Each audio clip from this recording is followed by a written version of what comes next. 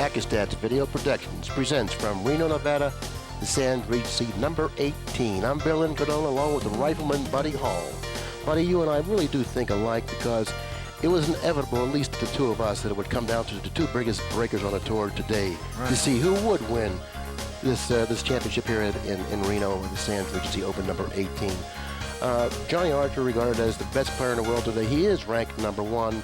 And he's facing kind of a new face here in the finals of a major event, but not really, because Tony Ellin was in the finals of the U.S. Open against Earl Strickland, another player who breaks the balls extremely well.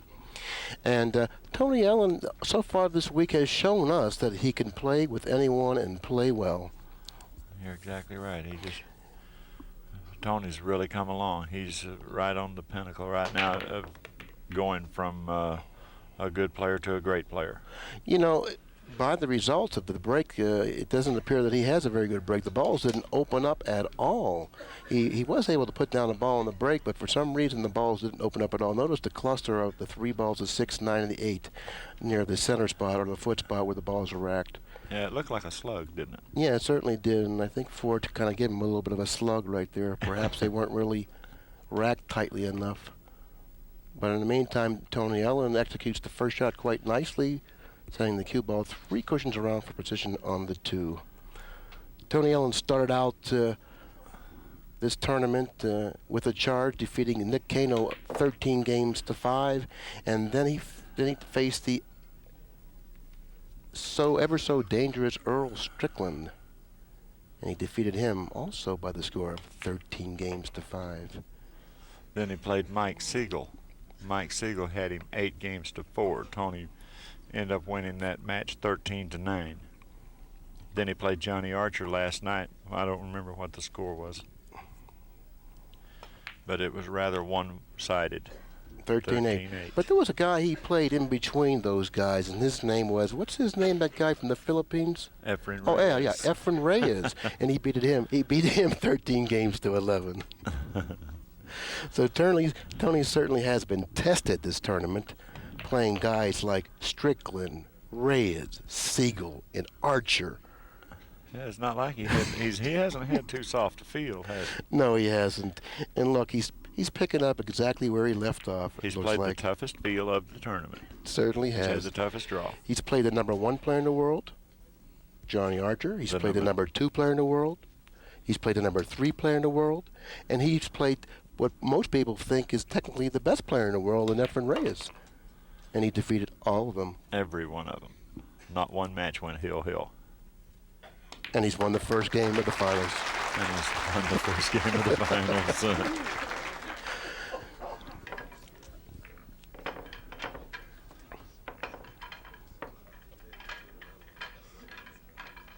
Well, the first rack, when Tony broke the balls, it didn't open up. He was able to pocket the ball on the break, but he certainly didn't like the results that he got, even though he did pocket the ball. This time. He's looking a little closer this time. Even though he didn't pocket the ball on the, even though he did pocket the ball on the break, he still didn't like the results.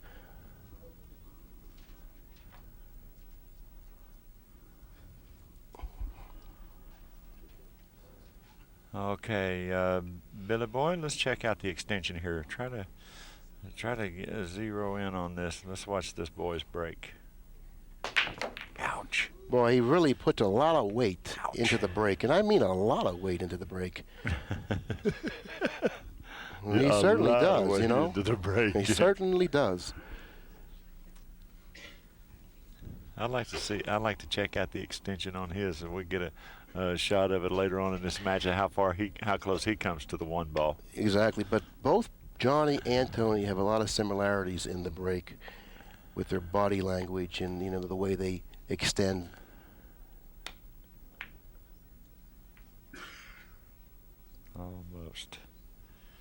Almost got behind it. He's left a tester here. Johnny's got to execute this shot really well. It's a shot you're afraid to hit with a low ball, afraid to hit with a high ball. You got the 4 and 9 running interference. You got the 7 running interference if you go with a high ball. This is a touchy shot here. Yeah, there's a lot to think about on this particular shot. He's decided to go underneath with a low ball, trying to come on top of the 9 slightly. Well, he was able to go underneath it. So he just settled for something there, which is not a bad way to play it. The equipment we have nowadays, distance doesn't mean anything. Now, this is the type of a shot that may appear to most like it's right in the pocket, it's an easy shot, but if you mishit this shot slightly, depending on the speed you hit it with, if you hit it with a hard speed, this pocket will not accept this type of a shot because of the angle. So if he hits it with a hard speed, which he's going to have to because he's going to have to get across table for position for the 4. So therefore, this shot demands a certain amount of speed to be hit with a certain amount of speed. It might be too hard if he mishits it, and the pocket may not accept it. So therefore, this shot is not automatic. Yeah, this is the type of shot, too, that the 5 could actually come into play. I believe it's a little drier than that, though. I believe he'll drop on below the 5 on a 2-rail angle out. Yeah, he come below the 5.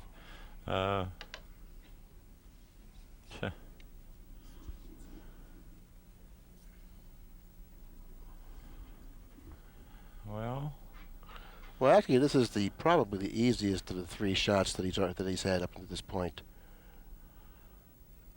And he's finally gotten himself in reasonable line.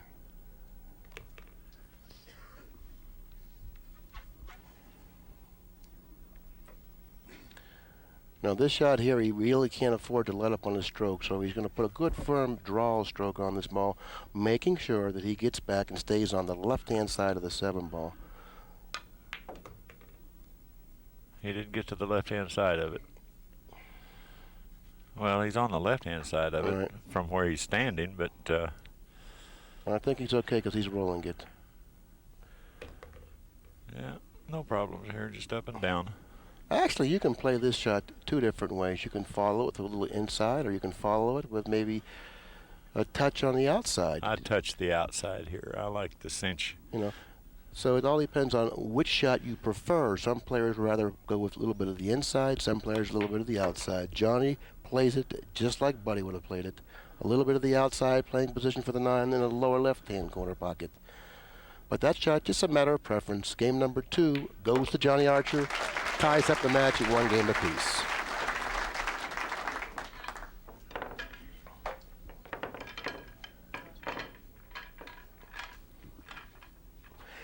This is a race to 15, I believe. Is that correct? Is this a race to 15 or a race to 13? This is a race to 15 for the championship because in the finals there's going to be single elimination. So therefore, they are extending the race to 15, not to 13. Had it been double elimination, they would have been Johnny would have had to defeat Tony. Would have had to defeat Tony twice to win the championship. But they've extended the race to 15. It's single elimination for the championship.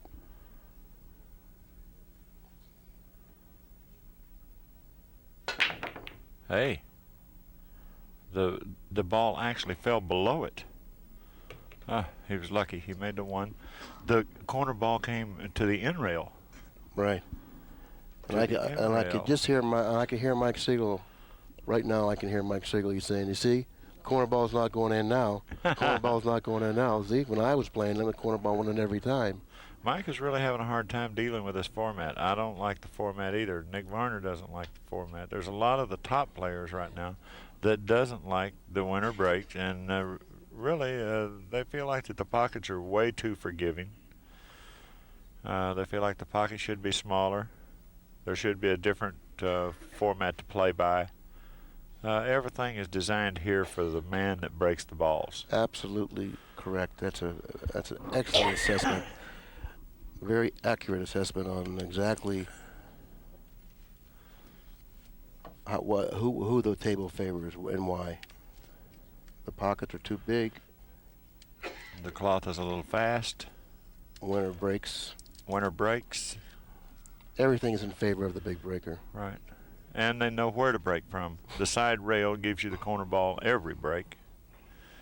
It's gotten to the point where it's really just a break contest.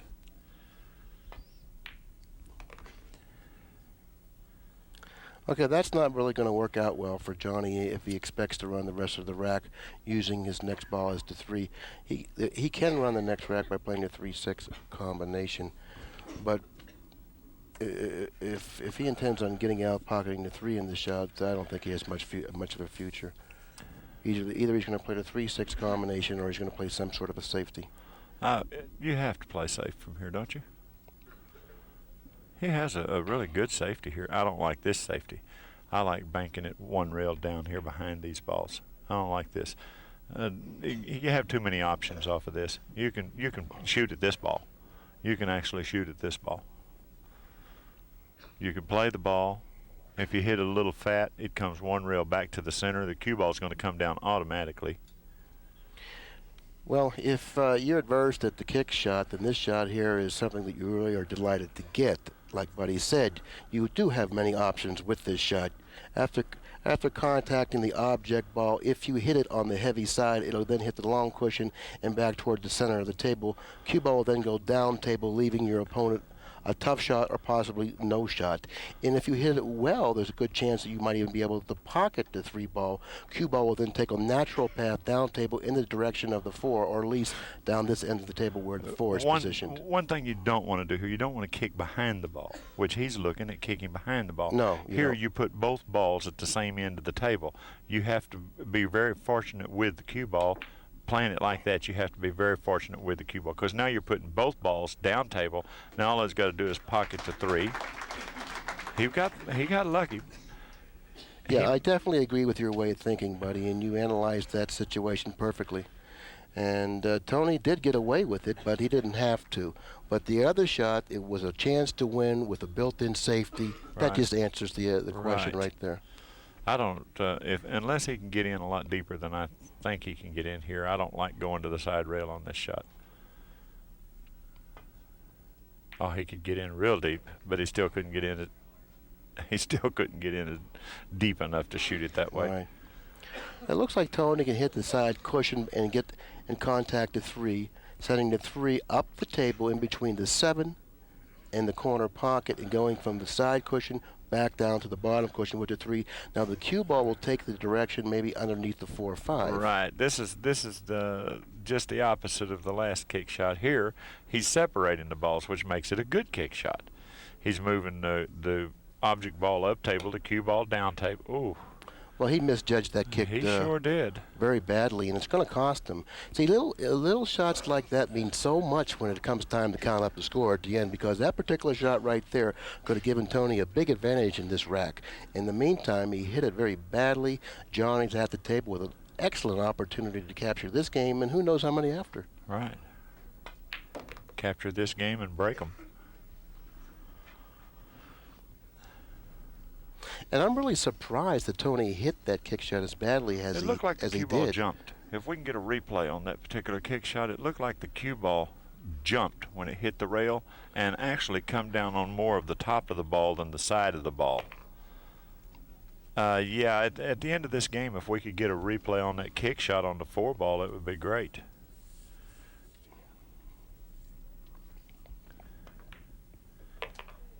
And I believe the cue ball actually jumped. So on TPA, I would imagine that would be graded as a bad safety. Right. A safety error. Or it would be a kicking error or a safety error, because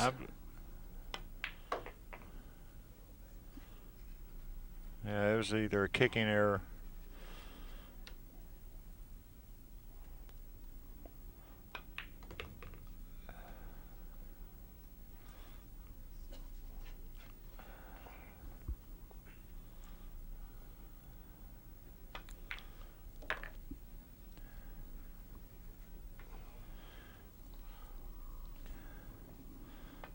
Okay, we're going to try to go. Do we have a replay set up on that kick shot? Let's look at the kick shot here, and let's get it on in slow motion and see if the ball doesn't hop when it hits the rail. Boom! It looked like it jumped. Can you do it one more time and do it real slow? Can you slow it down? Now it's in the air there. See, it's off the table. Now watch. It's when it comes by the 3, it's off the table. Okay, it's hitting in deep behind it.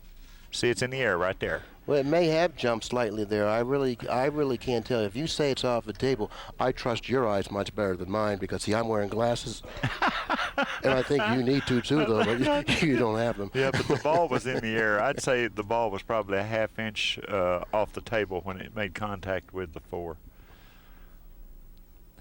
Therefore, we give it a much different hit on the ball. It would hit the ball thinner because it's not going into the middle fat part of the ball. It's going into the top thinner part of the ball. That's killer right there. That's killer. Okay, right away, Johnny's challenged with this cross-corner bank shot on the 2-ball, and it's a you or me shot, by the way. If he pockets the 2-ball, it looks like it'll be Johnny in this particular racket. If he misses the shot cross-corner on the 2, it looks like it'll be Ellin in this particular racket. So this shot right here is one that we may look back on after this match is over and say this was the determining shot possibly that may have decided who's going to win this match. This is a big shot coming up right here on the 2-ball. Across the corner here, he'd go into the 5. It looks like he'll leave himself like a 3-rail angle to get to the 4. If you hit this with a high ball, usually it'll hit the 5 and just kind of die there. So he'll have to cut the 3 backwards toward the pocket. He should hit this with some speed. No, he's decided. He said to himself, I don't want this shot to determine my fate. Yeah. I'm going to go ahead and put Tony behind the 8 because that's not an automatic banker on the 2. I like my position much better putting Tony behind the 8 and then shooting a shot I know I'm going to make and get position with. Yeah, but see, I disagree with him on that. When you're shooting at pockets as big as these are, that shot there, you're supposed to make that bank and stay at the table. Yeah, but you're from Kentucky, though. That's the thing. Well, he's from Georgia. I mean, it's not that far from Kentucky. Now, what if he gets lucky? It worked out fine for him. Okay, well, he really doesn't have what I might consider a good angle on the 2-ball. Right, but Tony was happy to have that shot at the 2. I can tell you that right now. That kick shot. If Johnny can play the 2 in the side, then he can maneuver the cue ball around to perhaps where he may have a fairly decent shot on the 3. But if he can't play it in the side, he only has one choice. That's to draw it back, playing position for the 3 in the side pocket. That's the shot right there, I believe. I don't think he's going to take a chance on the hitting. He wants to be able to handle the cue ball good here. The point may interfere with him a little bit here. You have to be careful with this shot. You have a tendency to kind of quick snatch it, and when you do, you don't hit it far enough, and you'll stay down behind the 9 or something. Well, he got back. Matter of fact, he got back in pretty good line. Now all he needs to do now is make sure that he pockets the 3-ball. He does have a little bit of an angle. I believe he should just follow straight up, hitting the side cushion before the side. Okay, he's gotten through the tough part of the rack. Now all he needs to do is keep the strong concentration that's gotten this far. And I think this rack will be his also. He's leading in the match 2-1, a race to 15.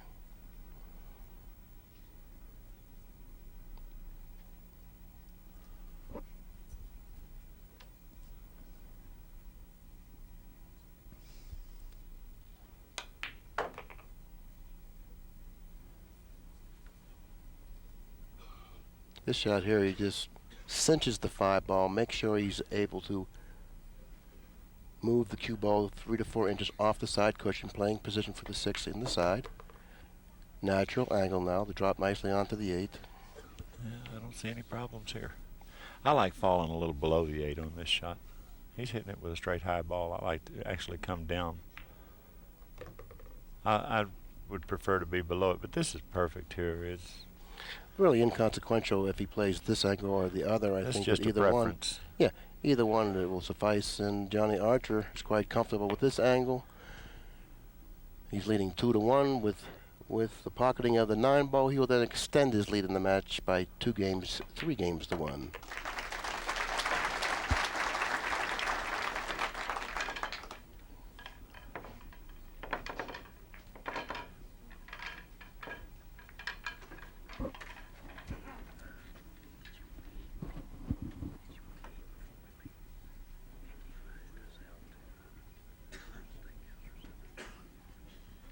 Okay, whatever you want to do.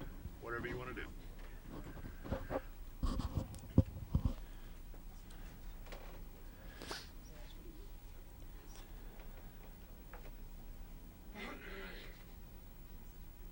Johnny got good action the last time he broke the balls. This is rack number 5. 3-1 Archer. preparation to break the balls. Making sure he's squared up and gets a good hit on the one. Nice hit on the one. Little cue ball movement. Pocketing the corner ball. The 4 and a 5. Immediately I noticed the 4 and a 5 on the right hand side of the table. That's a problem that Johnny's going to have to deal with. Now if I could get an angle on the 4 and 5 to see if the 5 is anywhere near in the direction of the 7 at the upper right hand corner, there's a possibility that the 4-5-7 combination may be available. Because we know that he can throw the 5 ball toward the direction of the 7. How much he can throw it, I can't tell because I don't have a good angle on it. Only he can tell. He is at the table. Let's see how he plays it.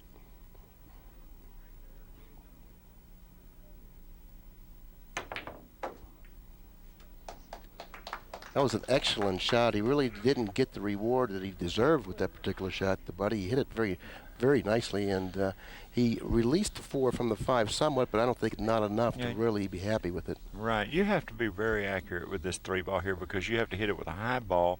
You still have to turn the cue ball in order to go into the 4-5. He has to go into the 4-5 on this particular shot. If he may accidentally fall just a hair below it and go back out for the bank on the 4, but I believe that he's going to try his best to go right into the 4-5 on this particular shot, and he's got to turn it, so it takes a really good hit. He's playing for the safety. Yeah, that's exactly what he's going to do. He's going to play for the safety. And by the way, if he hits this very softly and he's able to secure the cue ball behind the 5, Tony's going to have a very difficult time hitting the 4 ball. He's hitting it with a low ball. Now look, the only rail Tony can go to is this bottom cushion.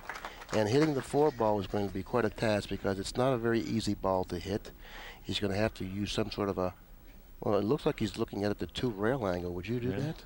Maybe. I might shoot the 2 rail angle here, try to hit it going in. It's a very small ball going 2 rails at it. But I don't think he has anything else. I like the 1 rail. rail. Come down 1 rail. I like the 1 rail because I think his chances of walking away from the table in decent shape are better if he shoots it with the 1 rail angle. A lot of things could happen if he hit that. He's still still got a chance to hit it now and drive it to a cushion. Excellent. Well, I'll tell you what, this is much better than ball in hand because Johnny really doesn't have a pocket for the 5 other than the lower right-hand corner. Of course, he does have a 5-7 combination, but he still has to attain the angle to make the combination and still put down the 4. Right. That might not be that easy. Right. A lot of good things could happen shooting that ball the way that Tony shot it. If he hit it, he could luck the 7 in. He could get safe. He could get, so many things could happen hitting it the speed he hit it there. Which about the worst scenario of all of them hit. He missed it going down. He missed it coming back, but he caught it going back the 3rd time. Exactly. So he hit it with maximum velocity. So therefore, he really got credit for the speed that he hit it with. It was really a wise thought on his part to use good judgment hitting it with that speed, because if he would hit it softer, Johnny Archer would have been well on his way to winning another game. He's going to play the cue ball behind the 5 here. I kind of like... it's a good shot if he can get some more roll out of the 4. Nope, I kind of like putting the cue ball over there where the 5, I like putting the 4 where the cue ball was at and bringing the cue ball down table on that particular shot rather than shooting that shot. Well, he's positioned the 4 ball pretty close to the corner pocket, giving Johnny a fairly easy shot on the 4. But that's not what Johnny's really concerned with right now. He's concerned with position on the 5. That's the problem right now. There's not much of a problem in pocketing the 4, but it's the next ball that he's concerned with. Where does he have to get for the next ball? And I don't think that's going to work out well. It has the speed that's not going to be hard enough, and it doesn't have the direction for him to shoot the 5 in the lower right-hand corner. He could possibly cross the 5, or he could possibly cut it in the lower right-hand corner, but that shot really doesn't carry the speed, the natural speed to play shape on the 6. Yeah. So he definitely has a problem here. Yeah. He says, maybe I can cross the 5 and drop the cue ball behind the 6. If I bank the 5 cross side and pocket it, I'll be in line for position on the 6 in the side pocket.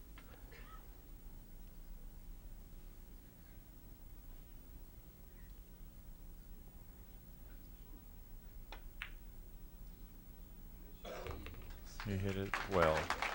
That was a nice shot. It was an excellent shot. Notice how he got position.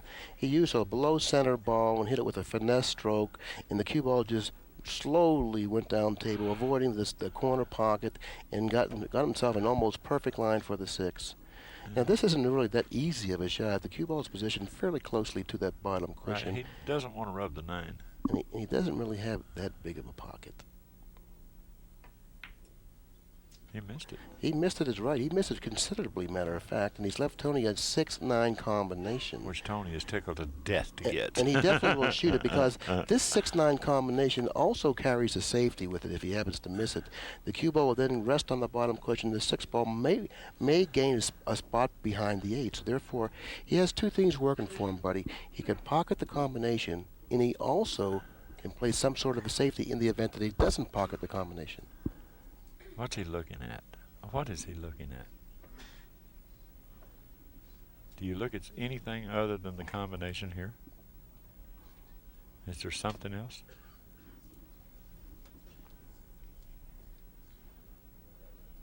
He's looking at just playing the safety. He wants to secure the cue ball against the 8 here. No, he played the combination. Oh, I see what he was doing. He built in the safety with it. Yeah. See, I think you have to shoot at one or the other. Instead of play both shots, you have to play one or the other. Well, you got to give him the benefit of the doubt. He's at the table, and he is playing extremely well. Therefore, he used his own judgment there, which has been very good judgment throughout the week. And perhaps that combination may not have looked the same to him that it did to us. So therefore, he decided, well, I think I'll just play the combination and also the safety too. You know, I don't really disagree with his way of thinking there, buddy. But of course, it's awfully hard for me to disagree with you too. So I'm confronted with a real dilemma here. When you add cue ball play into a combination shot, you're trying to position the cue ball in an exact spot. It has to take away from your accuracy at the combination. No question about that. I totally agree with that assessment. But this time it worked out well for him because he is at the table, and it looks like he is going to win this game because he did play a good safety. But like I can genius. understand your way of thinking also. You know, it's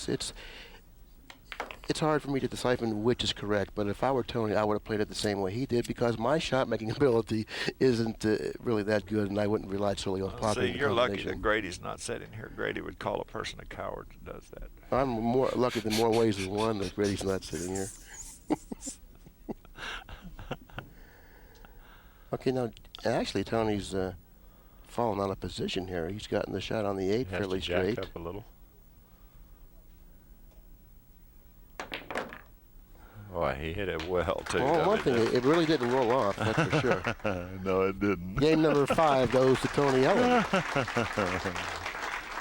Tony come to play, didn't he? Yeah, now he trails in the match by 1 game, 2 games to 3. There's our lovely hostess. That's Barbara Woodward.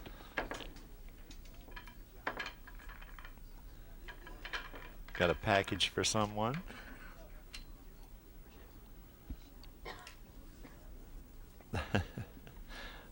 She takes care of the pool players in July and December. Yeah, but you wouldn't give me a call for breakfast today. Uh-oh. Maybe next tournament. Maybe next tournament. Okay, here we go. Extend it out. I'd like to see where he finishes on this one.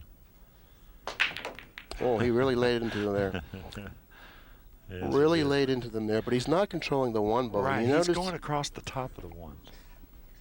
and that's really a big factor considering Johnny is controlling the 1 ball off of the break. Tony so far has not controlled the 1 ball off of the break. And that's what it's come down to. It's really a science of the break. You know, pocketing balls on the break, being able to increase your velocity, and also controlling the 1 ball and the cue ball. What did he do there? He's not. His safety play is really suffering this match so far. He's on that particular shot. I would have probably tried to lay the cue ball over against the side rail where the 1's at, and bring the 1 straight back down table. You know, I see a lot of merit in what he did, and I don't mean to disagree with you again, but this is really unusual for me to disagree with you like this, isn't it? I know. I'm getting tired of it too. But I'm no, sorry. I'm I'm sorry. just But kidding. look at the merit here that I see. This is a very difficult shot to pocket, an offensive shot. I don't really see much of an offensive shot. Position on the 2 ball will be difficult to attain if he is able to pocket the 1 ball. And the safety isn't really automatic either, so therefore I feel that he's done a pretty good job. Pockets are too big to let him shoot. They're just giant. So had he pocketed the 1 ball, which he didn't even come close to pocketing, the cross corner bank was quite difficult, he still would have had a problem pocketing the 2 ball. Right. Now, here he has no choice. It looks to me like all he can do is bank the ball. He may have a shot straight in at it. Yeah, he's aiming at it like he's straight in. He's got to come past the 3-6 if he shoots this. He's got to come past the 3-6 for position on the 2. But then he's going to put a good stroke on this ball and hit it with some velocity here. And he hit it very cleanly. He's got to clear the 4. He's got to clear. Oh, he done good. Yeah, well, he hit the point and he got sort of a fortuitous little roll off the point, but he certainly earned it. Yes, he did. He made a nice shot. He come to play. And he proved that yesterday when he played Johnny. He was leading in the match one time. It was 10 games to 4. Then Johnny started to mount his comeback, and he came within 10 games to 8. Yeah. He left Tony a very long, difficult shot on the 4 ball.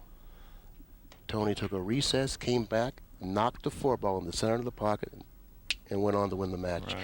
And that's exactly where he's picked up today. You know, in the first rack, he responded well to the challenge and running out, and once again responding well to the challenge, pocketing a difficult shot on the 1 very cleanly, I might add. And looks like he should have run this rack too.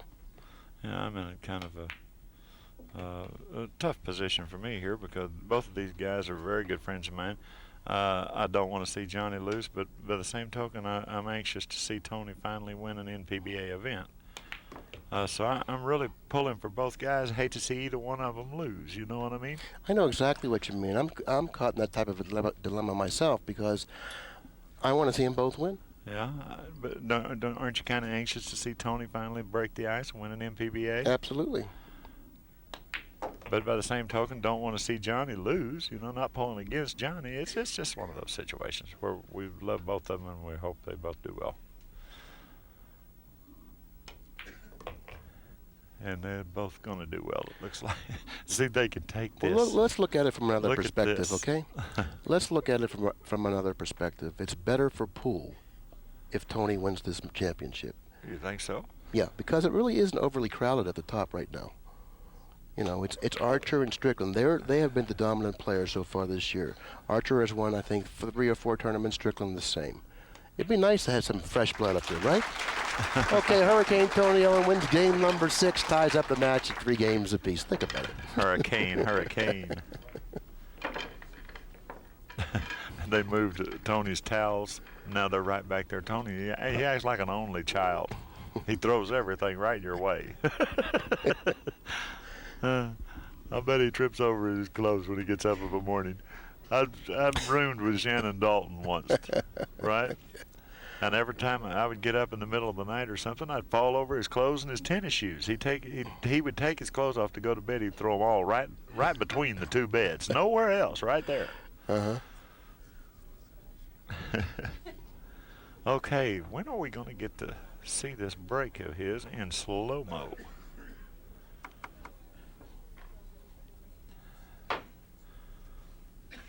Our ACCUSTAT host here, Mr. Pat Fleming, has done a marvelous job here in the past 5 years.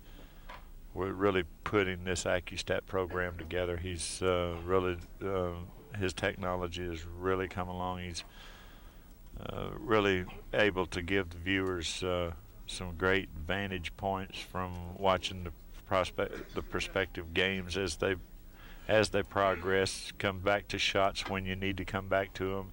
It's really a 100% program that he's put together here. What are you going to do, ask him for a raise after this match? Absolutely. Absolutely. No doubt about it. He's my buddy. No, what you're saying is true, really.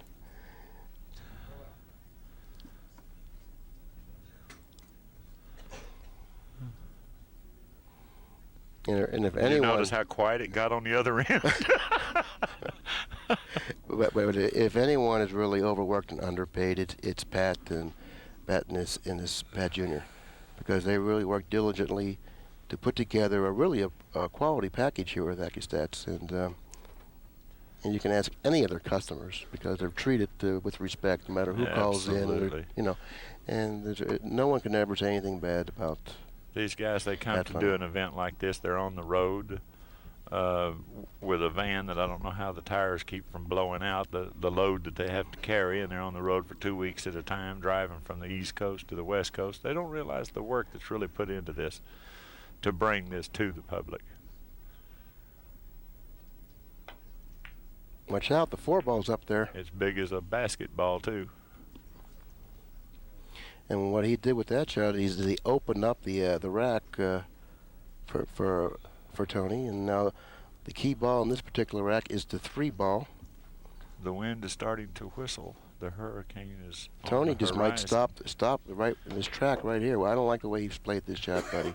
He's gotten the wrong angle on this particular ball to drop onto the 4. He may have to follow this shot, and if he's able to pocket the 2-ball and follow it 2 cushions up toward the 3, I think that's the correct way of playing this shot. But it's going to take a lot of courage to play it that way. I think he's just going to come down about 4 inches or so. I don't like that shot. I like following it 2 cushions because if you pocket that shot, then you're out. There's no chance of going behind the 4 if he would have elected to follow it. And you feel like that the 2-ball was an easier shot there than the 3 is. Exactly. Here. I felt the 2 was an easier shot than the 3. Unless you shoot that But straight. I'm not going to argue with.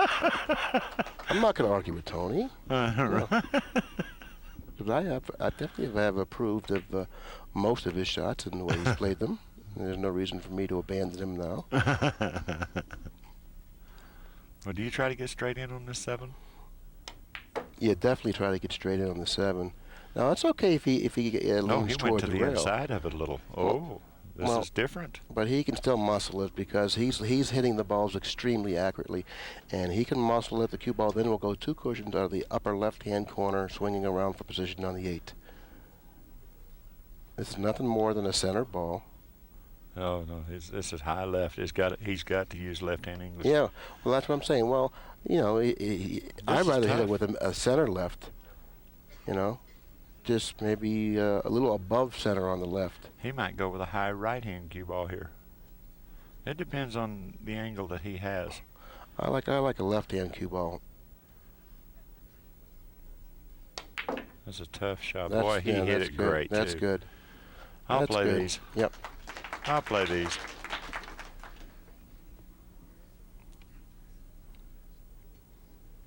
See, the cue ball drifted in toward the cushion about an inch, playing position for the 7. That altered his course slightly for position for the 8. Had the cue ball stayed to the left, he would have then drawn the ball straight back.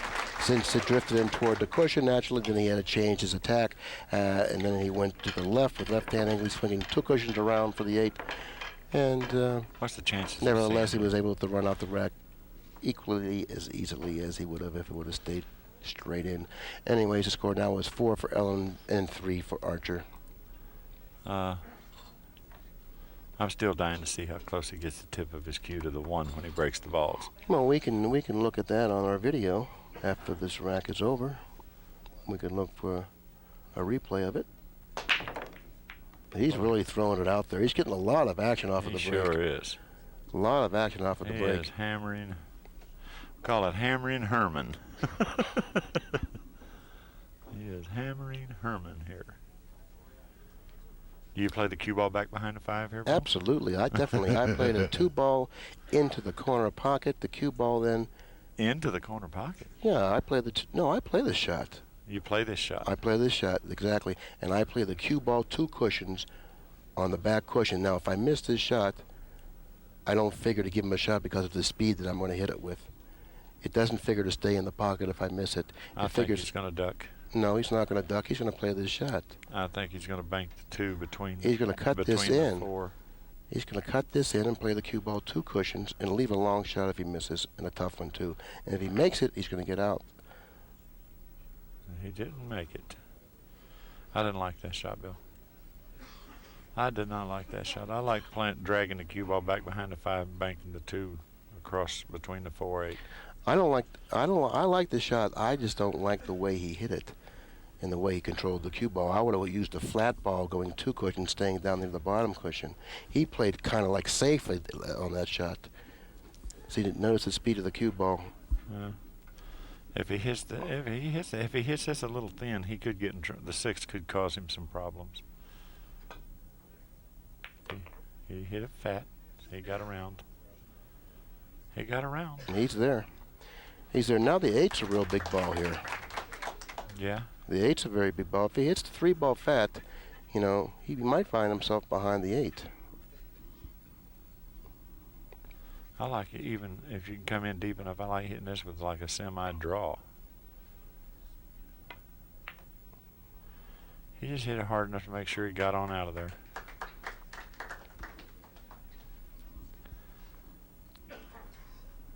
I haven't heard Pat in a while, have you? No. Ever since we mentioned Rays.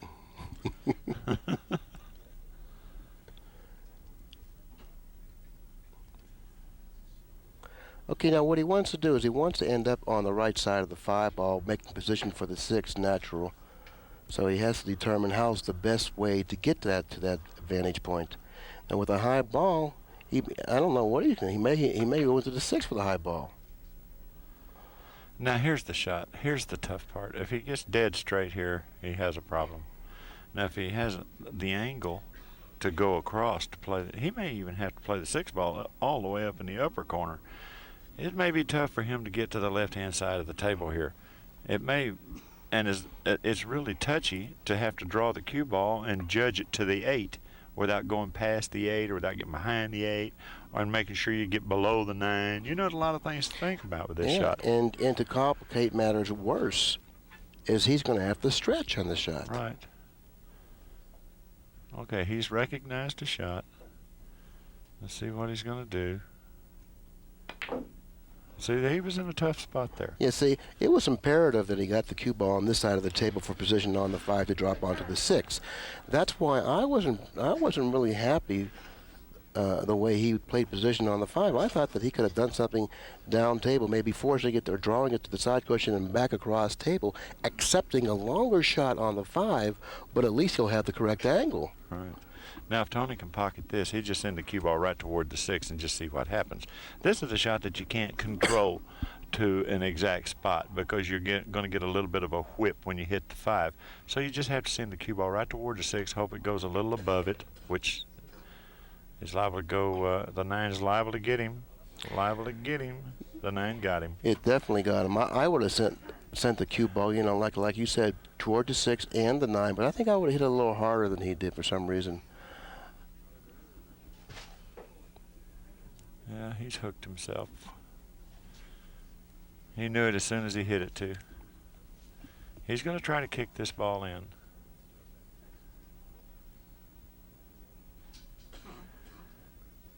He's not thinking of any safety or anything. He's just thinking, kick this ball in. Okay, Tony. Now, if he kicks it in with some speed, you know, the cue ball can possibly stick in the position where the 6 is. The 6, if it goes in, it's fine. If it misses, it could go 3 cushions up table, too, like 1, 2, 3 and up table. Clear the 9 and come out in pretty good shape. But that's not what happened. It went into the 9.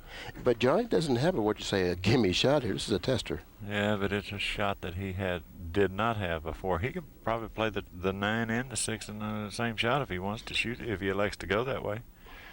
He could probably play the 9 ball combination and the 6 off of the 9. Yeah, but I think he's going to put more trust in his pocketing ability and pocket the 6 in the upper right-hand corner. Well, maybe. But the cue ball is going to go up table from there if he does. He's going to have to go up and come back. Yeah, well, it looks like it's natural with a high ball. Boy, high ball diminishes your accuracy here. Yeah, somewhat. But I've noticed that he's been fairly accurate hitting shots with the high ball. Watch the cue ball. He made an excellent shot, and he's gotten rewarded for it. He has come up with a fairly nice shot on the 8.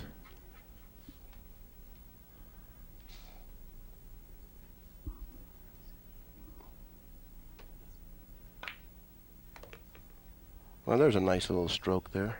A little punch stroke. Pinched it in there and was able to get the cue ball back in line for the 9. Okay, that's game number 8. It goes to Archer, who ties up the match 4 games apiece.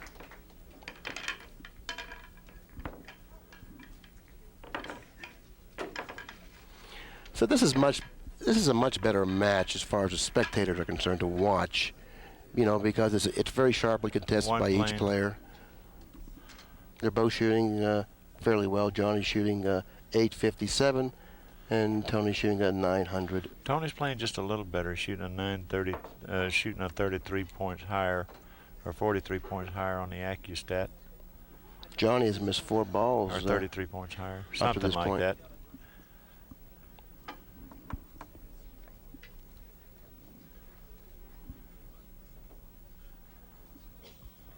It's all knotted up, 4 and 4. The crowd doesn't seem quite as lively as it has here before. It seems like it's more of a slowed down pace. Does it to you, or is that just me? Well, it seems like the crowd's not really into it right now, you know. But of course, it's a long race to 15, and it's a long ways from over. So not really much to cheer about at this point, you know. Right. I guess the excitement has to build in a match as it goes along, and particularly if it's close, you know. Yeah. But if it's a runaway, then they never really do get into it. Right. You like his fella's tie over there? Yeah. Yeah. Yeah.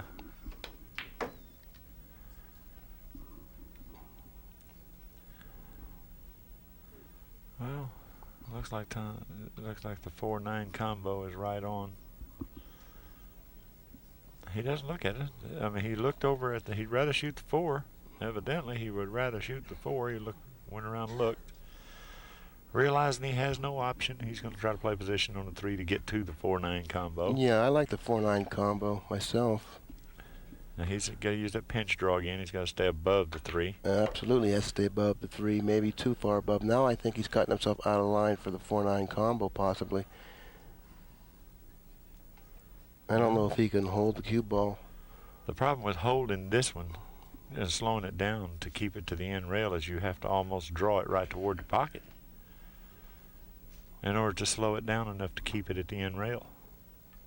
Is that not right? Yes, exactly right. See, the ball gets back away from you there. It comes up. You got to kind of pinch draw that one too, but like I say, the pocket comes into play then. But this is makeable. Very. This is makeable.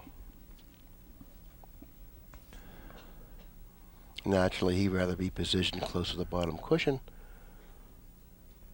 but the angle on the 3 precluded him from being able to position the cue ball near the cushion, so he has to accept the more difficult combination.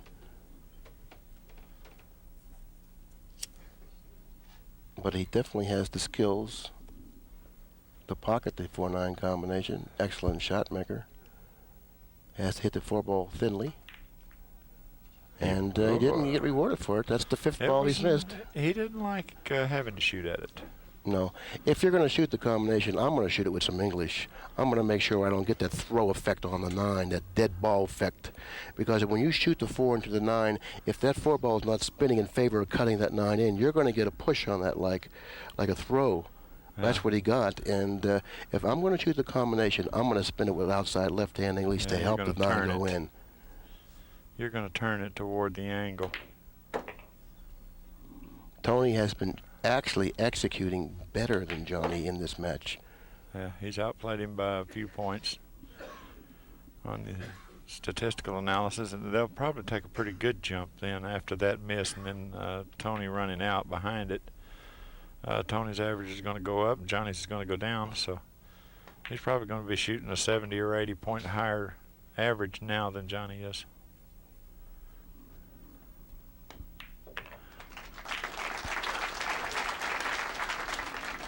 Okay, let's look at Johnny. Let's watch Johnny break here. Look at the extension that he gets through this. Look how close the Q-tip comes to the 1. Wow. It's a wonder he doesn't foul a cue ball. It's pretty close, I tell you. I like to see Tony's extension too. I like to see Tony's.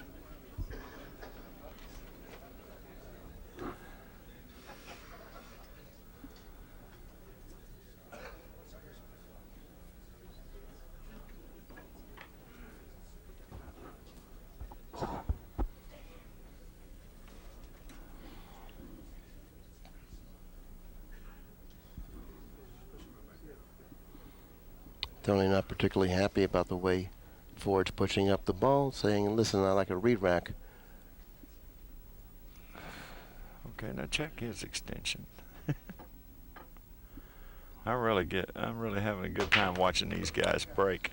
Boy, he put a lot into that break. He's putting a lot of weight forward when he breaks the balls. Unfortunately, the cue ball got away from him, mishitting the one ball slightly, ending up scratching in the side pocket, something that Johnny naturally was delighted to see.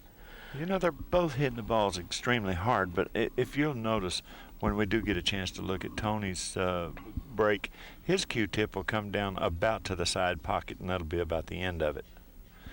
Where Johnny's goes like where the five's at, way past there.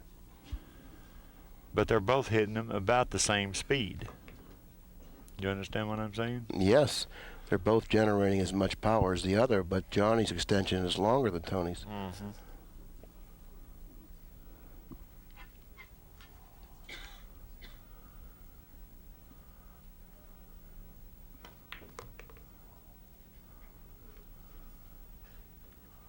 Yeah, Johnny, I think Pat brought up a good point. He releases his bridge hand quicker than Tony does. Tony actually holds onto the cue with his bridge hand longer than Johnny. Therefore, Johnny has a longer extension.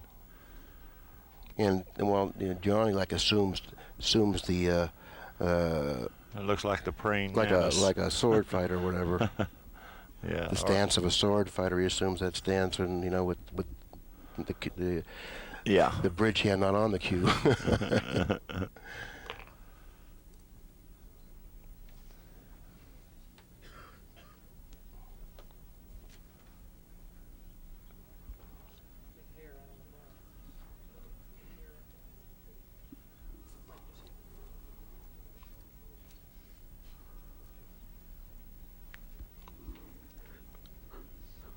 Mrs. Nick Varner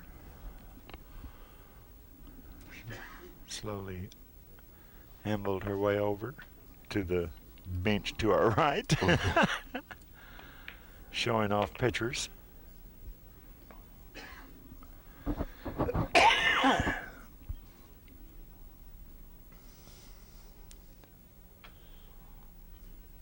And you just whack it up a little ways.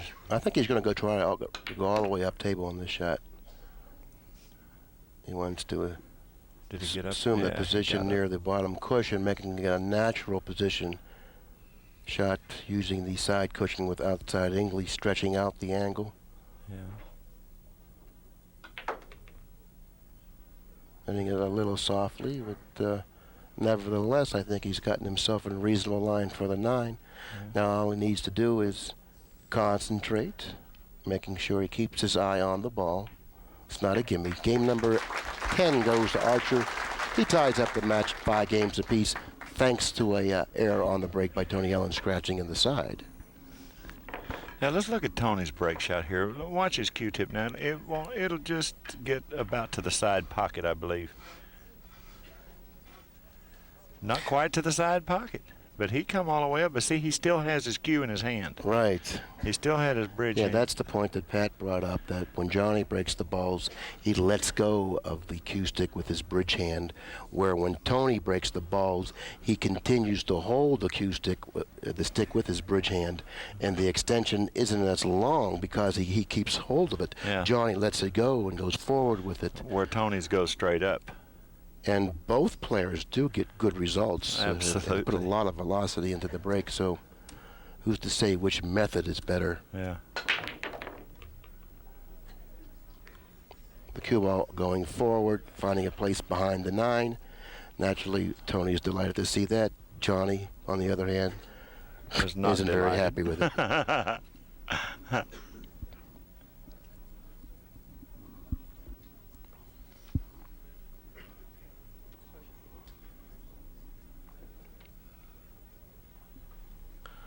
Okay, Johnny pushed and left a very long, difficult shot, and we really don't have time to weigh up the shot. So now that we have a better look at it, more time to ponder it, what do you think? Putting a little pressure on you right now. I don't like shooting this.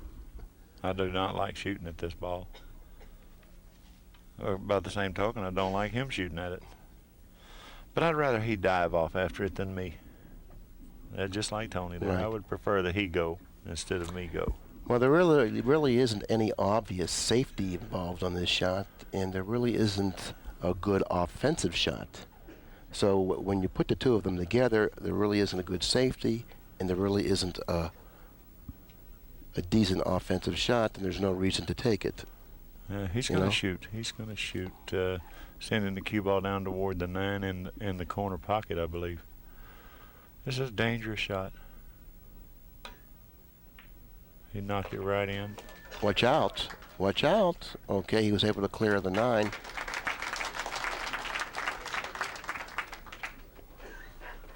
Shot making about. See, when you're on soft tables, you can shoot at those shots. If you're on a real tough table build, you got to figure out a safety there.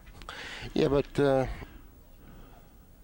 I think on the way Johnny hit that particular shot, it didn't much matter how tough the pockets were because he hit it very cleanly. But the softness of the table may gave him the confidence to hit it that nicely, you know. Yeah.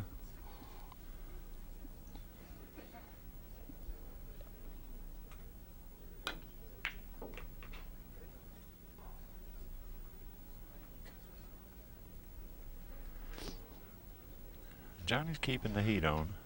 That's what he has to do with the Hurricane. They both have to keep the heat on.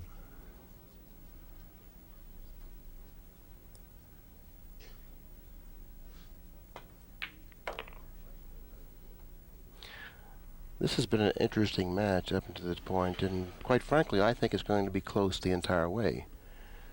Tony definitely has come to play. He's proven that all week long. And I really like his demeanor.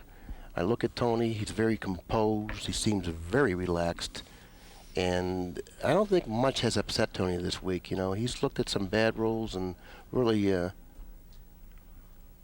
shook them off and came back strong. So therefore, you know, he's played against adversity several times this week, and he's undefeated at this point of the tournament, which leads me to believe that this is going to be a very sharply contested match. And at the end, I think it's going to be anyone's match. And I wouldn't be surprised to see either player win because they're very really deserving of winning this match, considering how well they've been playing this week. Right. Billy, taking things in perspective of the players today and the players of yesteryear. Say you go back to the late 60s and the early 70s. I'm not talking about speed of play, but what kind of charisma or something like that the players have now compared to the players back then? Well, I think it's a different element out there today opposed to years ago. Years ago, you know, you gambled a lot. You know, it was a matter of survival. Whoever won on the tables after it. You know, players had a lot of color. Yeah, today they're much more conservative. Look at the stats now, how close they are. The stats actually suggest that both players are shooting around world-class speed around the 870 mark. But Johnny has missed 5 balls, and then where Tony has faltered is in the safety game. He has committed 3 safety errors. Johnny actually has missed many more balls than Tony, but still, you know, the stats are quite even. Archer has a game lead on the score. Yeah, I think the players of yesteryear, the older players, seem to have more color than the players of today.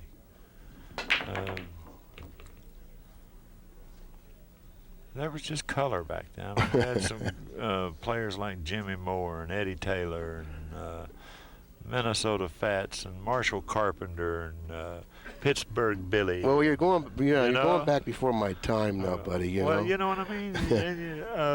They just had a lot of color to them. Those you were know, all and then there was players that came after those guys like, you know, Eddie Kelly and Jersey Red and Ronnie Allen who and had Richie a lot of Florence color. and Cole Dixon and guys like that. You know, they came in a little bit later.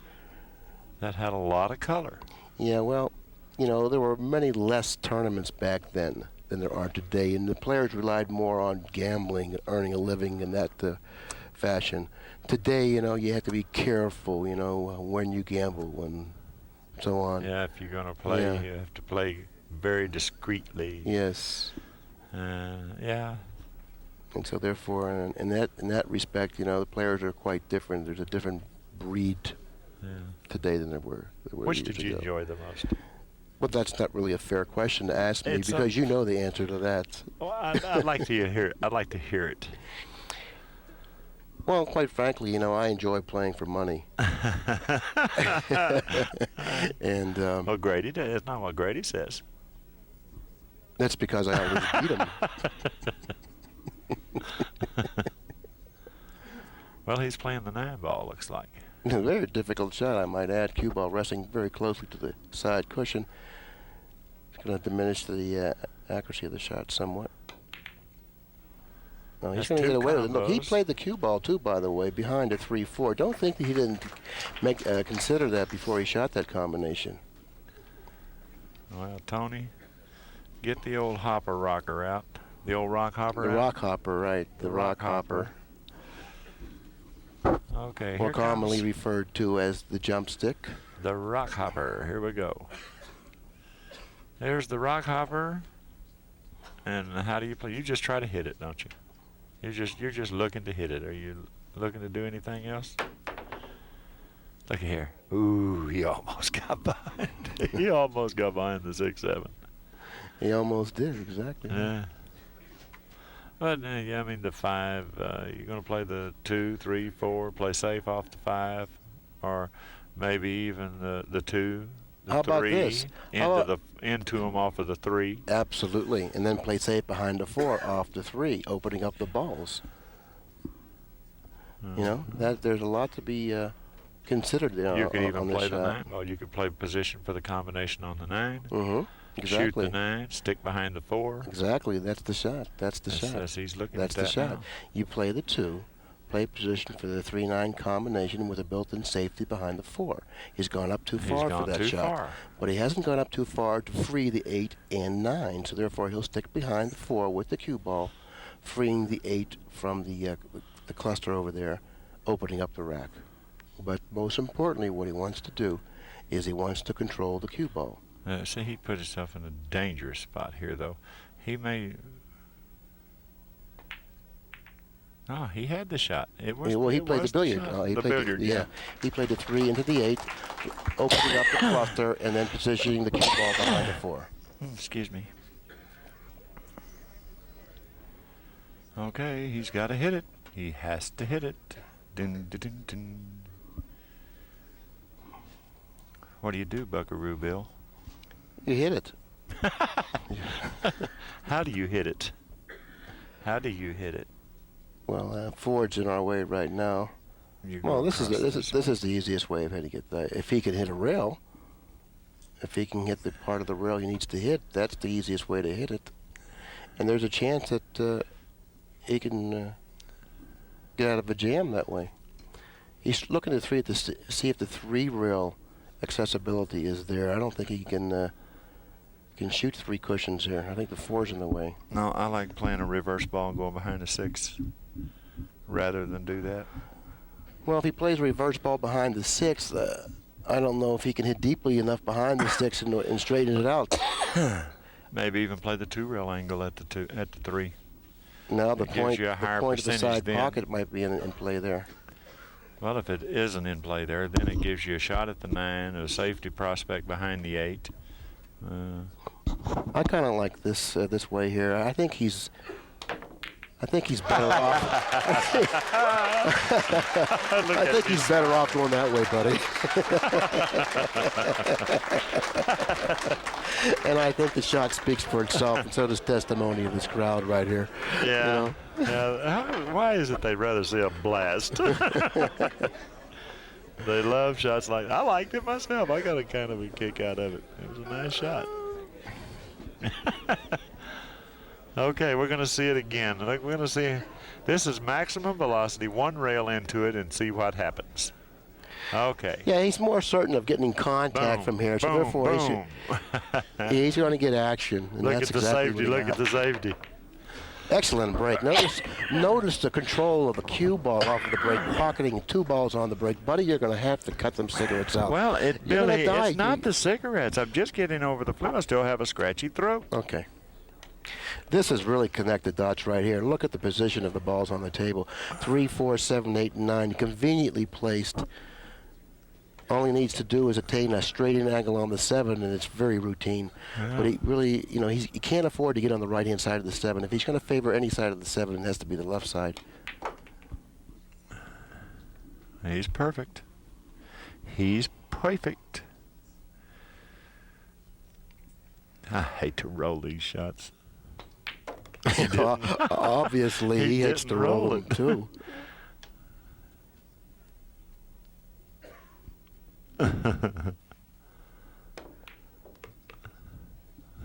Tony, boy, he's got that cinch stroke out, doesn't he?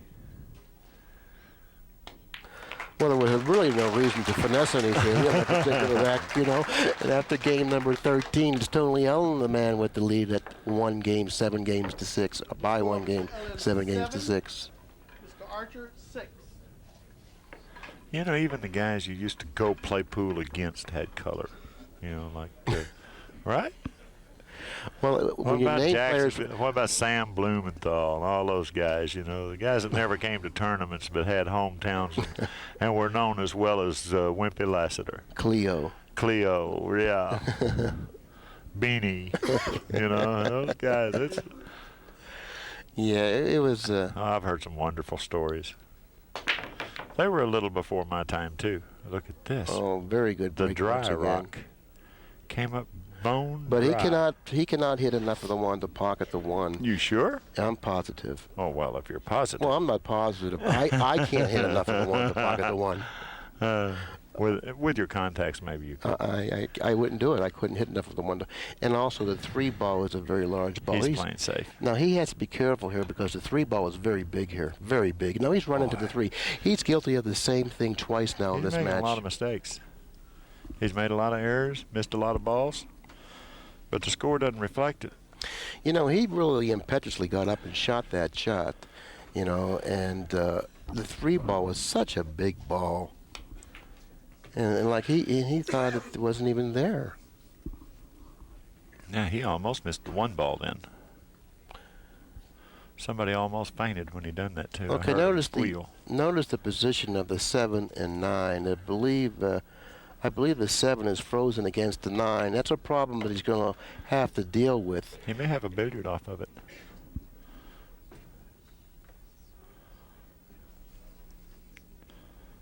Well,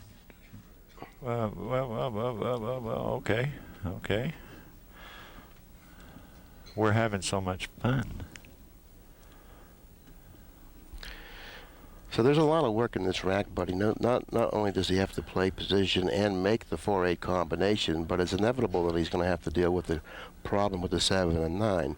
Now, you say there might be a 7-9 billiard available. There could be, but of course, I myself would rather shoot the 7 straight in than have to. You'd rather play it up table? Well, I'd rather have a pocket for it. In a convenient one. That was a tough shot there. I don't like this trophy used with that. It was just a missed combination. Well, there really isn't much automatic about this shot because the 4 has gone far enough away from the side cushion so where he cannot roll the 8 billiard in and control the 4 ball. I think he's going to have to dig down and send the 4 ball a couple cushions. Draw the cue ball out? Yeah, I think that's what he's going to have to do. He's not doing that. Well, then maybe I see it wrong. Well, obviously, it wasn't laying the way I was looking at it. I thought that I didn't think he could do what he did, but obviously he does a lot of things I don't think he can do. Yeah.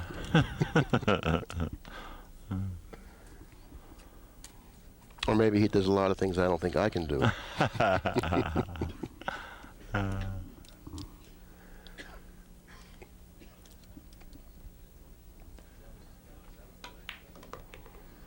I don't like that, man. No, something. He has to have a shot, some kind of shot there. Not to have fooled with it right then. Well, I agree with that. observation. He definitely must have a shot because he would have tried to free the 9 from the 7 on that particular shot. Hitting the side cushion, then cross table for the 5. Here you have to play position for the side pocket with an angle to drop below the 7, or at least right into the 7. Right, 2 cushion angle, either to drop below it or go into it. He may be in a position here where he can lag it, but he may be in a position where he has to shoot. Now he's going to play position. He has the side pocket or the corner pocket. And if he doesn't really like his position, he can always put him behind the 9. Right. And I don't like that. He's fallen short of the mark here. Now he's really created a problem for himself. That's for sure. Even to leave it behind the 9. He doesn't have a safety, and he doesn't have a shot. He has to go. But he may have a carom off the 9 in the corner pocket, depending on how the balls are lying next to one another. Well, if he has that, he probably has a two-way shot. He has maybe the 9 will go across the side.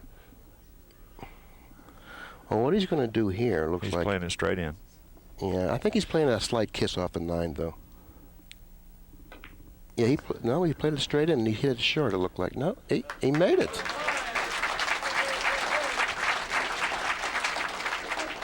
He made it. Made a nice shot. Very nice shot. I believe you have to be very fortunate to make that shot.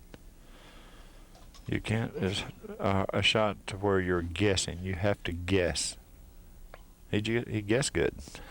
Well, some people are better guessers. Yeah, look. Boy, these pockets are like buckets. Game 14 goes to Archer. He ties up the match 7 games apiece. But why is it, buddy? Answer me this question. Why is it that the best players are the better guessers? I don't know. Okay. I don't know. Why is that? Because maybe they have more practice guessing. Maybe. All right, let's take a look at the break stats. Archer has broken the ball 6 times, pocketing balls 6 of those breaks, but yet he has yet to run out off of the break. When he played Siegel, he ran out over 50% of the time. Ellin has broken the balls 8 times, and he's right on the average. He's run out twice off the breaks. His 8 breaks, averaging 25%, pocketing balls 6 of his 8 breaks. So Ellin has been able to maintain the 25% I can run out off the break average. Archer has yet to run out breaks, and the other man have 8 breaks.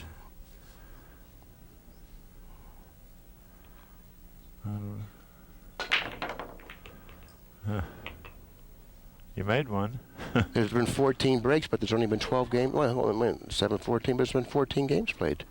Well, they've both had to have broken the balls 8 times. Or no. 7 and 7 and 8. No, 7 and 7 or 6 and 8. One of them has broken the balls 8 times. One of them has broken them 7 times.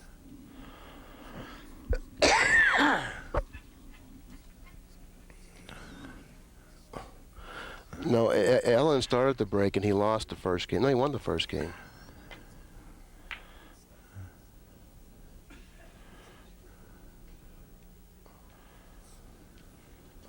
Right. Rockhopper. 8 to 7. I'm having a problem figuring this out. Okay, he's got to get the Rockhopper out. That means that Johnny's broken them 7 times and Tony's broken them 8 times. Now back to the match with a Rockhopper. Here we go. Now notice the 6 and the 9. The 6 and the 9 are kind of tied up here, so I'd be kind of careful not to hit the 6 or 9. Unless you get behind the 8. Oh. Well, he certainly did Johnny a tremendous favor. A huge, huge favor in loosening up the 9 from the 6. You know?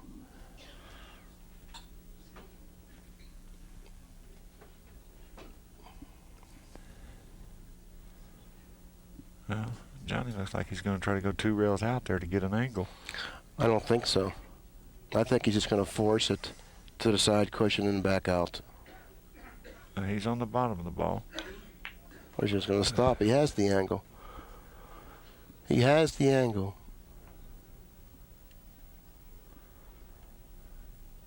He's going to brush the 7 and follow through the 7. Oh, he's going to miss the 7. And he's gotten himself a little straighter angle than he really wanted for the 6. Now he's going to have to do something special here. There's nothing natural about this shot. The special. He's going to have to do something a little bit differently here than he anticipated. He's going to follow 2 cushions out for position on the 7.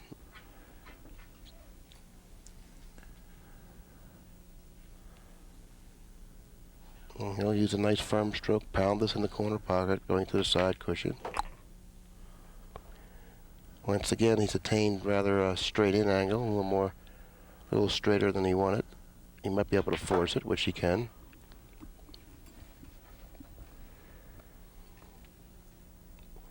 Really wasn't much work to the rack once Tony alleviated the problem of the 6-9. So Johnny does win game number 15 thanks to Tony, and he's taken a 1-game lead in the match, 8 games to 7.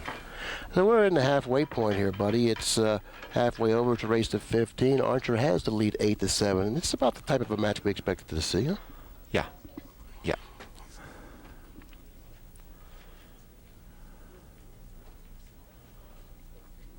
Yes, we're watching a good one.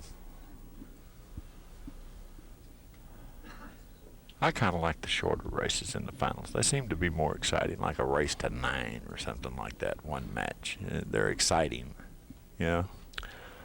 Yeah, I like them too, but I like them because they're on television and they're a race to 9, and it's exciting for people to watch. They would be okay? exciting like this, But though. if I was to play for my money, We're not talking about money. or whatever, if I was to be playing in a tournament and I was playing the match for the big prize, I would rather have an extended race myself. Yeah.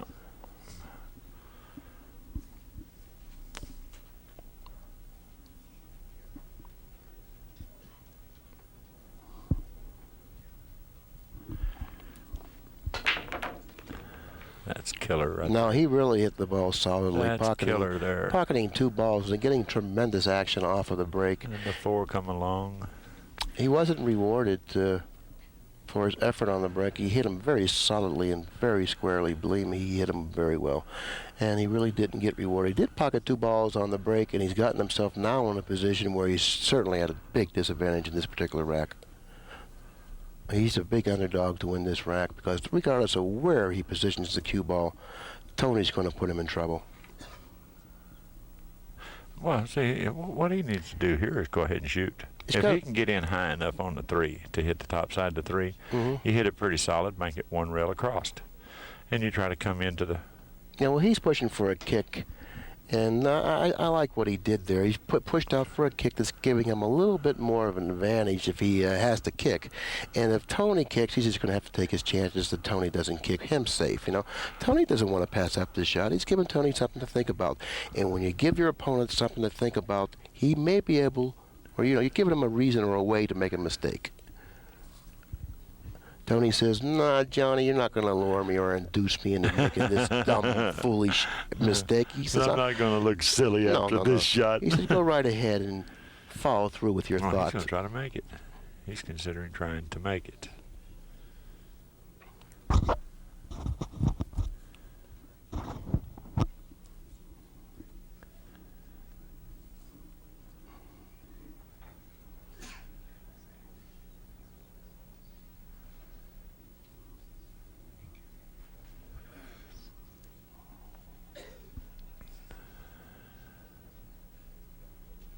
You hit this with a high ball and stick.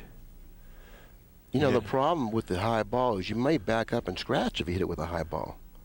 You know, the possibility of scratching in the lower corner pocket is there if you hit it with a high ball. Yeah, but he's going to try to hit it dead right on the nose. Okay. Like a stop shot.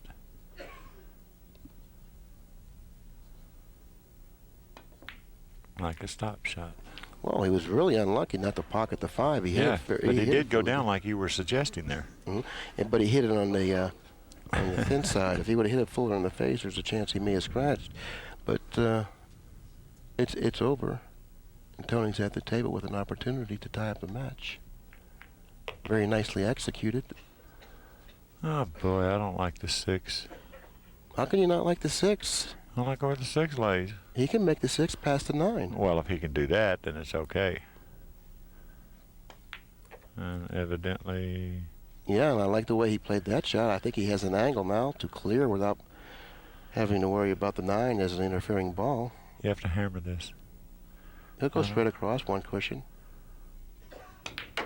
Yeah, or like around. You have to hammer this. Oh, he's gone around. And that's absolutely perfect because now all he needs to do is stop. He has a nice angle on the 7.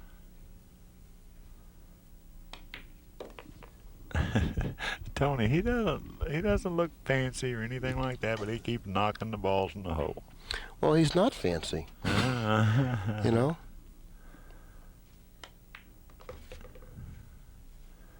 Uses a very small shaft. Tony's a blue-collar worker, that's all. You know, and he's out there doing his job. And doing his job. Taking care of business.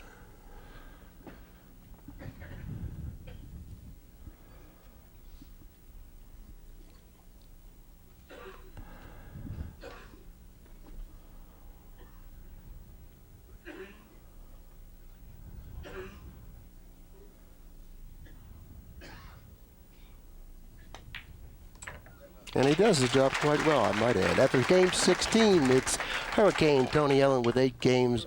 Archer has the same. So therefore, this is a pretty close match.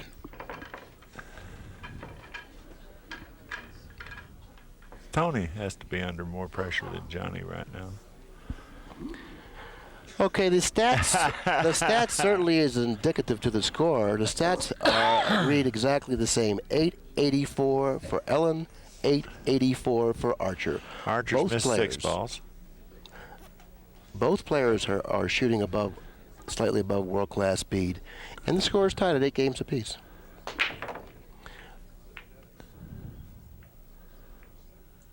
Watch out, the 8 balls. Okay, he does have a shot. Now I believe the 6 is blocking off a portion of the pocket. He may have a portion of the pocket of the 1 ball cross side. Do you go after it, or do you try to relocate the cue ball behind the 8? Well, he's dropping down awfully quick. So I would say that would suggest that he's playing safe. He's kind of leaned over there pretty fast, so that suggests to me that he's trying to go behind the 8 with the cue ball.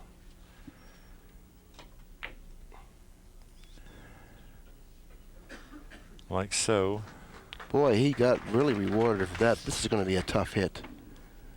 This is going to be a tough hit here. And he's going to go with a jump cue. The rock hopper. The rock hopper, Bill. The rock hopper. I'm sorry.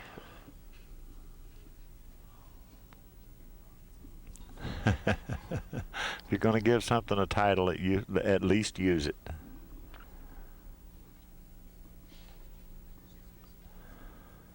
Yeah, he goes to the air lanes here.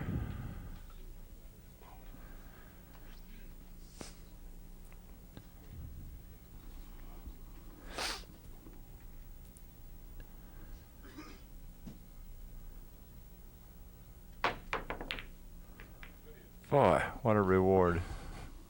What a reward. Huh. He hasn't given up anything, huh? He sure hasn't. He hasn't given up a thing. All you can do here is bank the 1 over behind the 8. What's he doing? Oh, well, what's wrong with that? Good you shot. Overlooked that shot, Bill. Good shot. That's because you keep confusing me.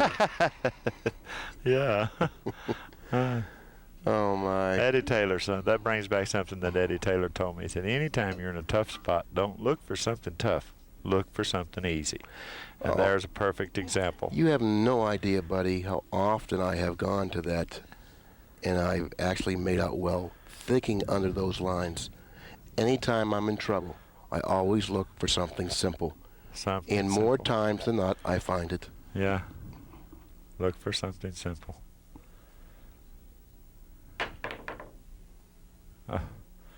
Did he escape? I believe he can make it. I believe he can make it. But there's a lot of traffic in between the 1 ball and the 3 ball.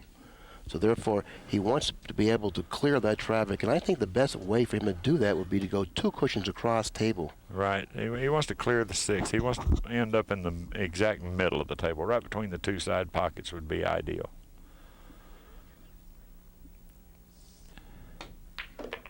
That's a good stroke. That's a good stroke. That's a good Perfect. stroke. Perfect. Okay, he may have a little decision here, but I don't really think so. I think he may have to settle for either a thin cut on the 4 on the side, or perhaps even the playing position for the 4 in the corner. What do you think? I think I'd play it down in the corner. But that's going to limit you what you can do with the cue ball for position on the 5. Yes, it is. I would still play it down the corner, unless I could come all the way past the 6. Yeah, he's staying to the inside. That's perfect. Oh, that's good. Then now he can drift down, and he can play position for up the 5 at the upper right-hand corner. Or he may just draw it back over the top of the 6. Yeah, if he can do that. Can he do that? It may be. I don't think the shot plays as softly. In other words, it really reduces the size of the pocket when you draw this shot. If you go forward, it's more of a natural shot. You can hit it more in pocket speed. Enlarges the pocket if he goes forward. He's going forward. He changed his mind. He's going forward. He's playing the combination, which wasn't a bad thought considering the closeness of the 5 and the 7.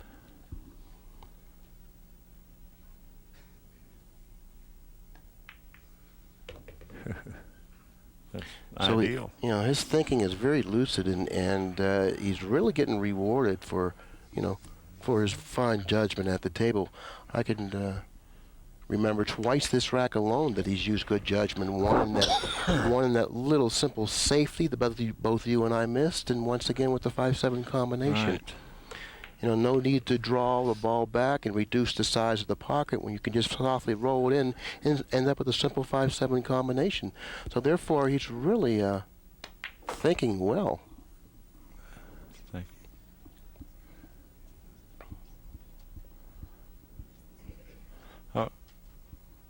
Okay, we've gotten the word that we're going to change the tape as soon as this 9 ball is pocketed. We'll be going to a new tape, so we should have plenty of time.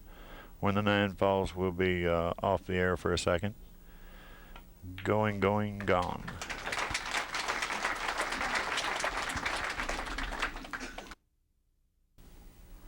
We're back. I'm really proud of the way Tony has held up through this entire tournament, Yeah. and particularly how calm and collective he is here in the final match. Yeah, Tony would love to win his first MPBA event here. Oh, he check really that hit him. break. He hit him well. Oh, no reward. No a reward. little ill-fated in No reward. in the way he got a bad kiss on that 1 ball, and now he's putting himself out of contention to win this game. Would you like something to drink? A Coke? When that waitress comes by, order a couple of Coke Sparks.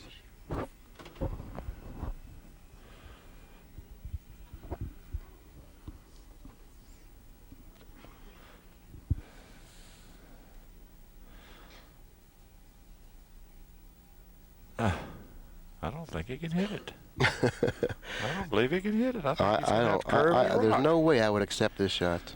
There's no possible way I would accept this shot. You're just not into this kind of shot, huh? No, I'm just too tired to shoot this one. Just too tired to shoot this kind of shot. No, there's no way I would shoot this shot. Johnny said he was tired too.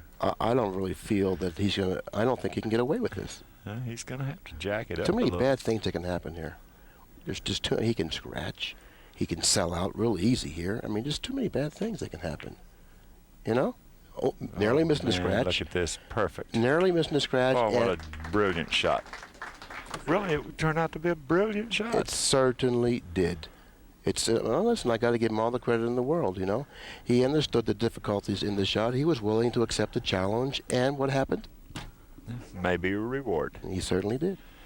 Maybe a reward. A faint heart never won a fair lady. You ever heard that before? I've heard that before.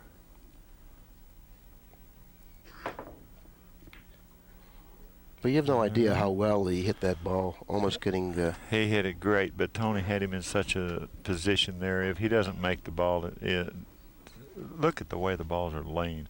The brilliancy of the shot that Tony... I'm overwhelmed with really the type of shot that he rolled out to.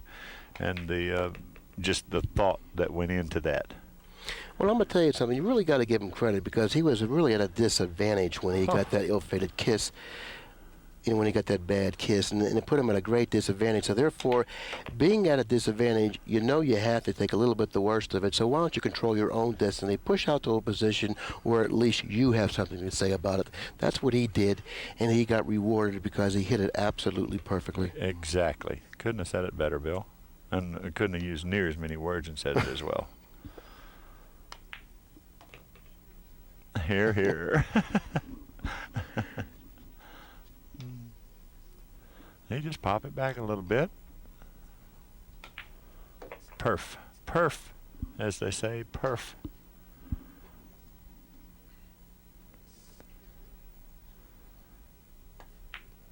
Looks like it's 10-8 for the Hurricane.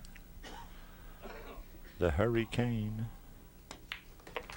is dabbing it. He certainly is, and he does have a 2-game advantage in the match at this point, and he certainly has earned it, by the way. The way he won these last 2 games was really a display of brilliancy. Well, it's just very lucid thinking. He's very, very, very, very. He's thinking very, very well. He's using great judgment at the table, and he's gambling when he needs to. Right.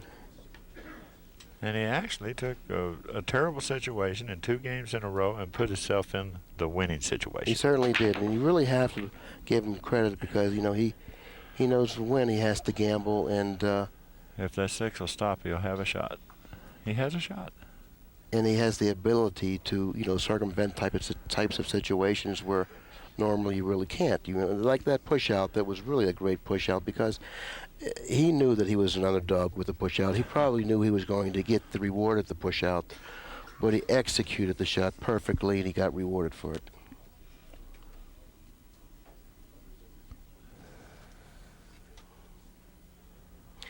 The position of the 3 ball may change his mind on whether to go offensive or not here. Oh, if he hits the 3, look at the shot. He went offensive here, and the position of the 3 ball is going to create a problem for him now unless he can cross it in the side. What if he can 2-rail it down behind these balls? Yeah, that's a good shot too. If he can 2-rail it behind his 6, 7, and 8. Or he may 2-rail it, force follow his ball up against the 4. No, I don't think that's available. That's the Eddie Taylor shot. That's the Eddie Taylor shot. That's just, no, them shots you just draw on paper. This is what you should do, That's not available. That's not available? You don't like that, huh? No, you don't do that shot when you're playing. When you're playing real pool? No. Your first shot was the shot underneath the 6, 7, and 8. If it'll stop. He left him a shot. Yeah, shot. Yeah. Shoot it. Let him shoot it. That's a shot. What else is he going to do? If it was your turn, what would you do here, Bill? You try to cut the 3 in. If it was my turn, what I would do is I would thin the 3 softly and play the hook behind the 7 and 8. He can just barely see the edge of it. Well, that's all you need to see. No, he's definitely going. Look at the position of the 4 ball. That may preclude me from shooting the 3 ball because not only do you have to pocket the 3, but you have to gain position on the 4. You understand? The 3. Absolutely. The 3 was a very difficult ball to pocket. Now, to think I could pocket that difficult of a shot and gain position on the 4 is asking a little bit too much of me. And at that time, it was asking a little too much of him also.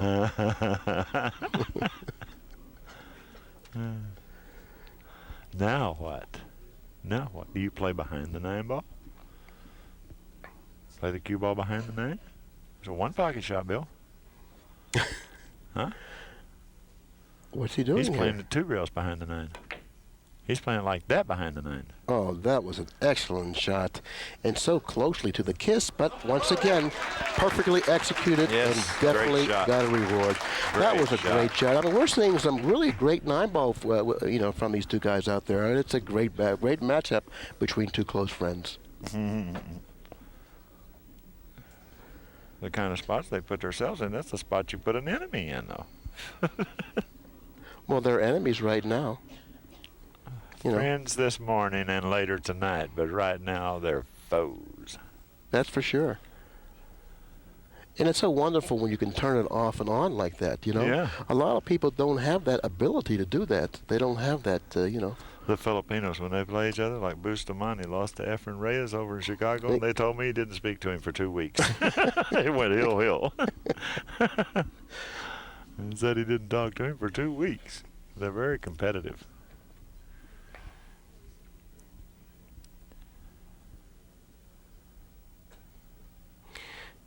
Now, he has to be careful that he doesn't scratch her, but how careful can you be? You're lucky just to hit the ball. Ah. Wow. Why Did you would see he how hit he it? went behind that? Why would he hit it that hard? Did you see how he went Wow. behind that? He just tried to get lucky there, Yeah. but he was really at a disadvantage. Yeah, well, there. What are you going to try to do? I mean, you got to Yeah. try to get lucky. Absolutely. But I don't think I would have hit it that hard because there was a good chance you could have jumped the table, you know, when you hit it after hitting the 4. So why create another way to lose with? You know what I mean? Yeah, I don't mind hitting it with a hard speed, but that was just a little too hard.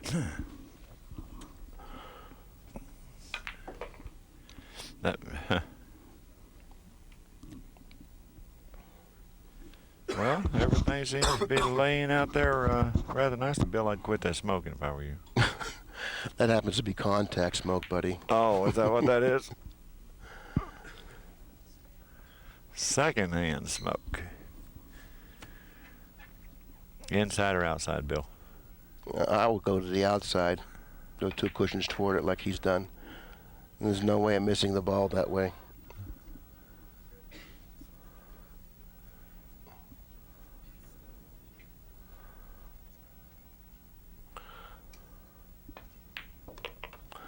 Johnny's going to get rewarded for his efforts playing that safety, and he's going to come with him 1 game of the lead, 9 games to 10.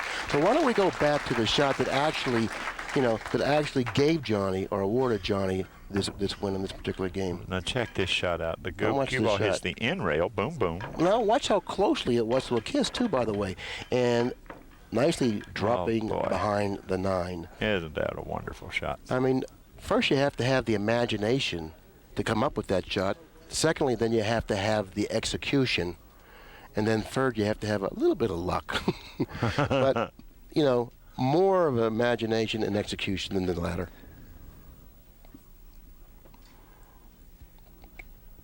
But what's really nice is that when you put it all together and perform it well, you get a lot of response and you get good results and good response from the people that watch it. That's what's really rewarding. Right. I love it when I'm playing and I make a good shot and I see that people acknowledge it and they appreciate it. And then you get the reward that's a on lot top of it. That's Yeah. a lot of reward for me. Corner ball. Oh, corner runner. Corner ball, and they are taking their places, by the way. Yeah. Except for the 5. Notice the 5. It's about a 2-inch. It's about 2 inches off the side cushion. It precludes the 4 from going into the pocket. Right. That's going to be a problem. Right. That's going to be a problem. That is a problem. The 4 ball will be a big problem in this rack. Had the 5 left the area that it's in now. If you could change the position of the 2 and 3, it wouldn't be that much of a problem, but that's not the way they're laying. If I could change the position of 2 balls, it wouldn't be the 2 and 3. I said, it'd be the 4 and 5.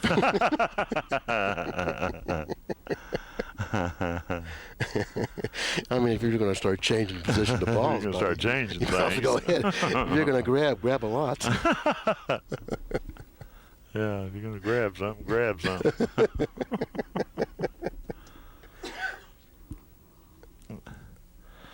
Okay, all right.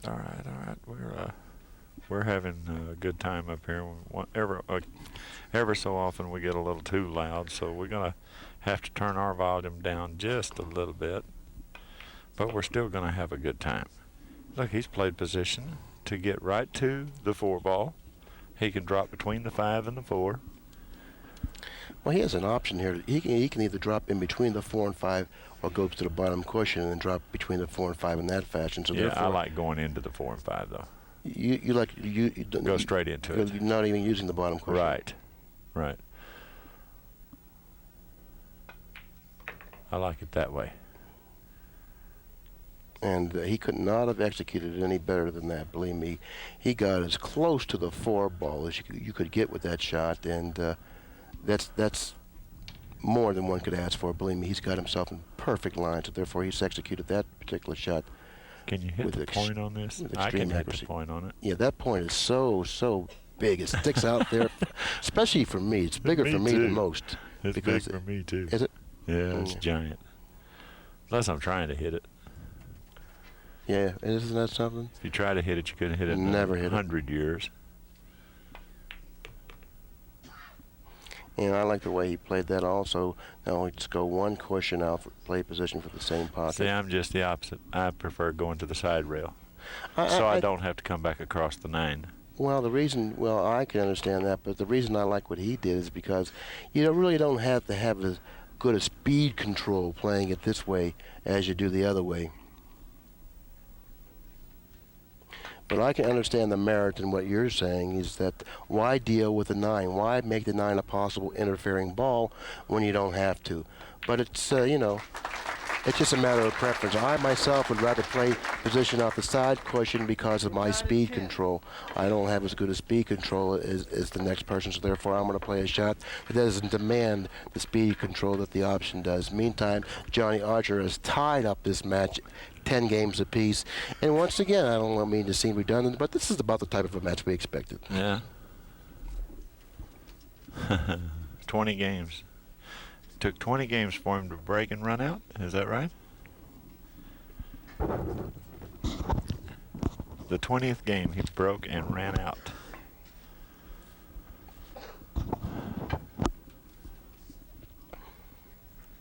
Well, Johnny Archer was averaging running out 50% of the time from the break against Mike Siegel.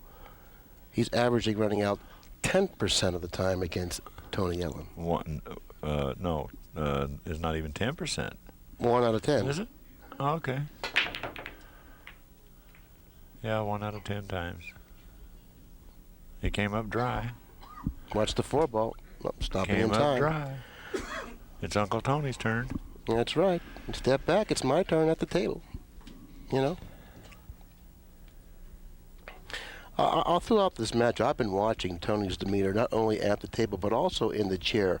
And I've noticed how calm he is, It's just that he doesn't feel anything. He needs to pass the 4. He's really has collected himself quite nicely. And when he's asked to do something, he responds.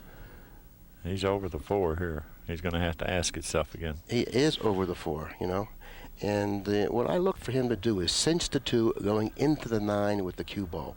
There's a chance he could pocket the 9 here. There's a chance he could pass the 9 too and play the 3 in the same pocket. Right. Oh.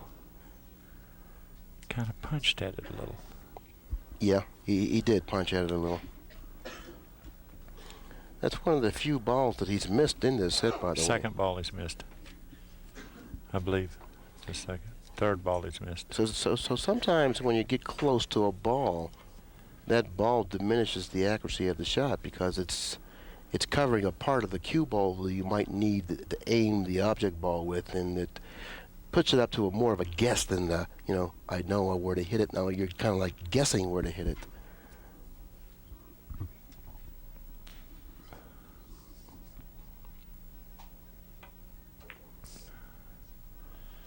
Watch out. Tony's got a dig.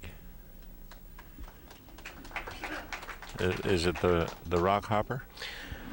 Well, it looks like it is, but I'm not sure. But Tony's really upset with himself for missing the 2 ball. I'm going to take this time to take him a slight break. I am too. I'm going to remove my headset for just a second. Okay, we're back in action. Okay, Tony, we're back. Okay, Tony took a little recess, and now that he's back, he's got the rock hopper out, and it looks like he's going to make an attempt to hop over not 1 rock, but 2. Boy, look at this shot. Look at this shot. He almost got rewarded there. I mean, you know how clean he had to hit that 2. He hit it well, but obviously not well enough. Now Johnny has a decision to make, either play the 2 in the corner or the side. I look for Johnny to play the 2 in the corner, drawing the cue ball back for position for the 3 to the lower right-hand corner. This is a tough shot for me. You have to pinch it and cut it backwards. I'm much easier hitting this shot over to my left than I am to my right. Well, this is to your left. No, that's to your right. You're knocking the two back to the right. Oh, I see. You want to cut it to the left. Yeah, I want to cut it to the left, hit the right-hand side of the two I see. instead of the left-hand side of the two. You can just see it better the other way. Right, right. Can't you? That particular shot? I don't know. I don't make either one of them with regularity, so therefore I think they're both equally as difficult for me.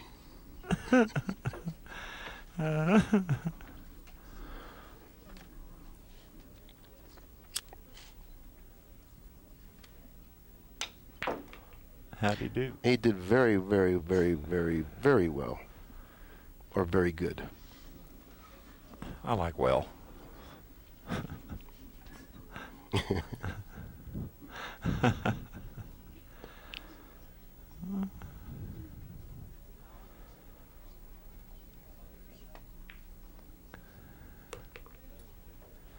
These guys are hanging tough, boy. They certainly are, and that's the type of match I really appreciate watching. Something that's close, sharply contested by both players. A match that can go either way. It trusts, you know, you can then judge the character of both players, you know. Absolutely. You know, I mean, you know, Yes. they're there. They face adversity throughout the match. They could win or lose the match with any shot. You know, a lot of pressure all the time on both players. That's the type of action I like. Yeah. I don't care what game you play. That's the kind of action I like. Well, you'd rather kind of watch it in one pocket where you could see grass grow too.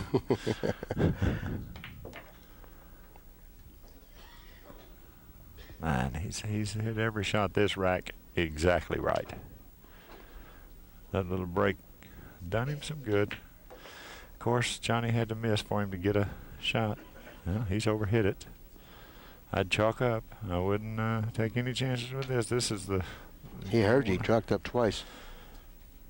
He didn't hear me. I'm whispering. 3 times he chalked up.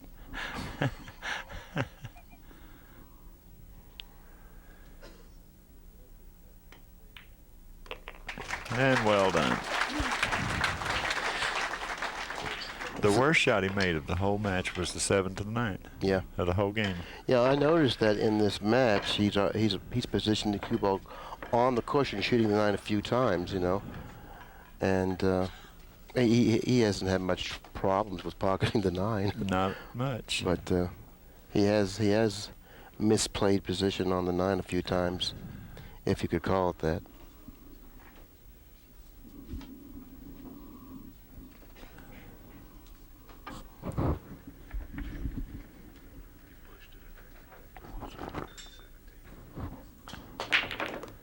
You pushed.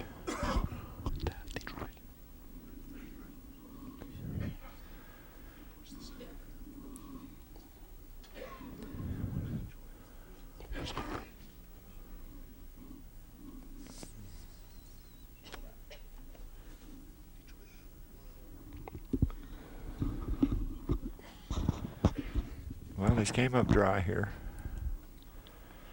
Where do you roll this one to? You roll it against the 9, the 6, I mean? No? He rolls it this way. I don't like giving him an open area and a complete side to hit. He's got so many things he can do to you here. No, I don't like pushing to there. I don't like where he pushed, because Johnny excels at this type of a shot. He proved it earlier in the match when he pushed out for a shot very similar to this shot, and not only does he hit the shot well, but it carries automatic position with it. It looks like to me.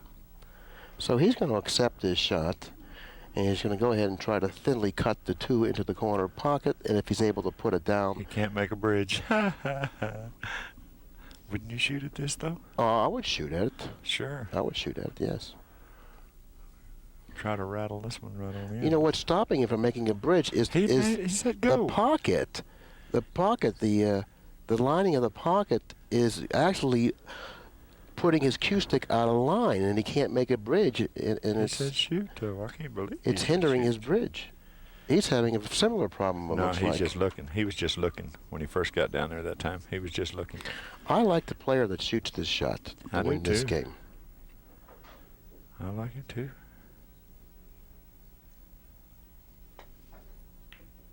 Ooh. Johnny made a wise decision, but boy, I would have never let him shot at that. I don't know. I myself would have shot it, you know, and I don't hit balls as accurately as these guys, but I would have certainly taken that shot. Oh, you hit shots like that very accurately. You've got a nice stroke for shots like that. Buddy, you know... Well, you have troubles when you got to go a long way and snatch it or something. I have troubles on both of those shots. Does he shoot straight into this or rail first? He's straight into it. Well, He's got to pass this. He's got to pass the 4. Rail first, he's got to pass a lot of things. Oh.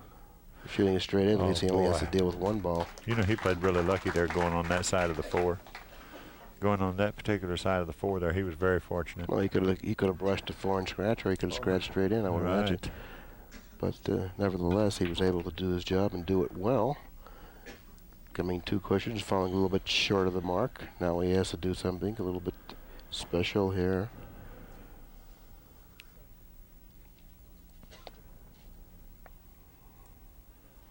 He doesn't particularly care for the results. He's going to have to go underneath it. He's going to play the 5 up the other end of the table. It No, looks he's like. back across. Oh, he can? Oh, look, he held it up. Nicely done.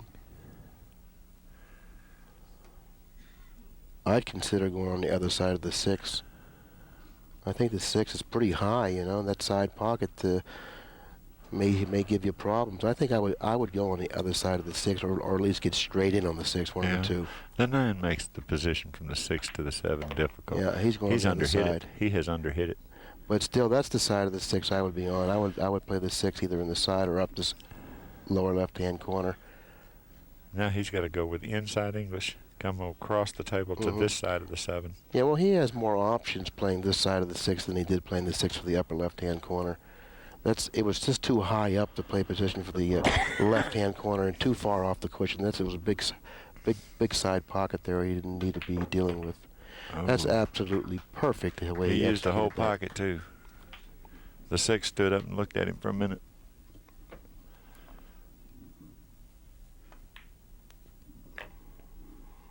Okay, Johnny Archer responds to the challenge as he ties up the match 11 games apiece. This has been a seesaw battle the entire way through, buddy. Yes, it has. I don't think either player has gone ahead more than 2 games. Do you remember when? No. Yeah, Johnny to start with. He was ahead 3-1. That's not more than 2 games.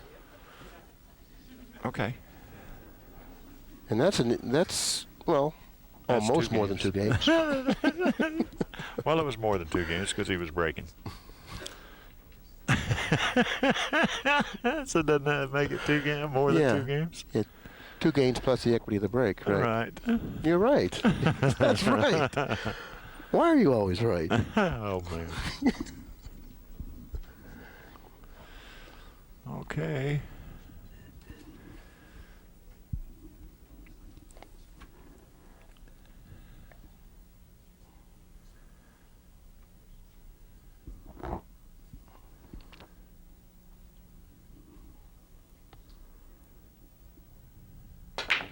Corner ball.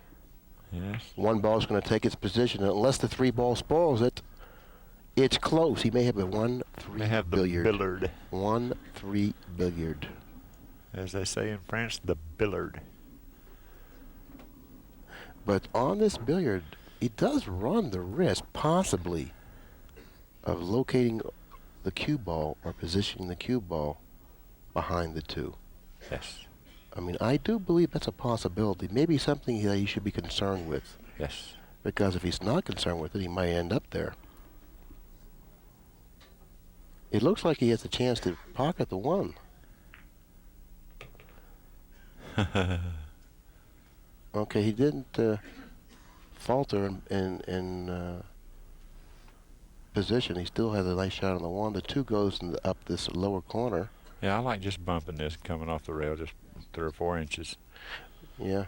Giving you a natural angle to go across. Nice angle. You need that angle because how awkwardly the 5 lays very closely to the side pocket. It's high on the rail up there, so therefore you want a decent shot on the 5. Like so. He even went down a little ways. I didn't like going. Okay, now he's gone down a little too far. Matter of fact, he's a little too straight in on the shot. He's going to have to elevate. That bridge was really handy, isn't it? That Mike Danner bridge. It's yes, Mike Danner is really an innovative person coming up with the design of that bridge. Believe me, it's a really a great bridge. It's called the stretch bridge. Now he has to elevate here. This is where I have problems. I'm taking 2 bridge heads home with me. I'm just taking the bridge head though instead of the extension for my house there. Mm-hmm.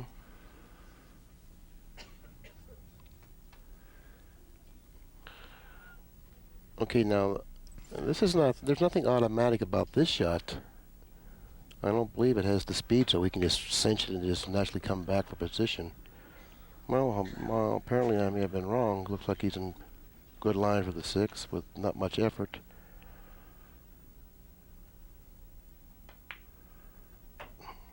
This is crunch time now. Scores 11 games apiece. The race is to 15. This has been a very close match the entire way through.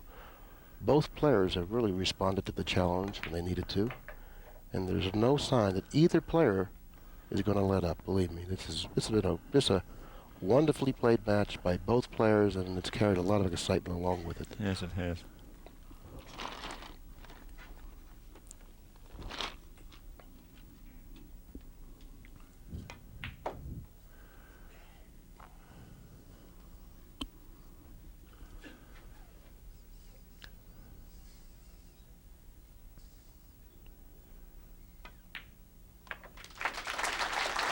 Archer manages to reclaim the lead at 12 games to 11. This is a race to 15. Archer reclaims lead at 12 to 11, needing only 3 games to capture the title, where Ellin needs 4. Now, every game hereafter is very, very big because the race continues to get shorter and shorter and shorter, and games are worth more. So, therefore, any mistake by either player from this point out may determine on who will win or lose this tournament. Any mistake here can cost you the tournament. Absolutely. So this is where the pressures really come into play right now. All right, that's why I say it's tougher to win short matches, because you can make less errors. You make a mistake then, it beats you. That's right. And here you can make 2 or 3 mistakes and still have a chance. But the main thing is to not worry about making a mistake. Right.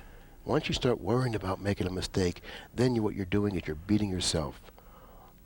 The really mindset you must have is, give me a shot because I'm going to run out.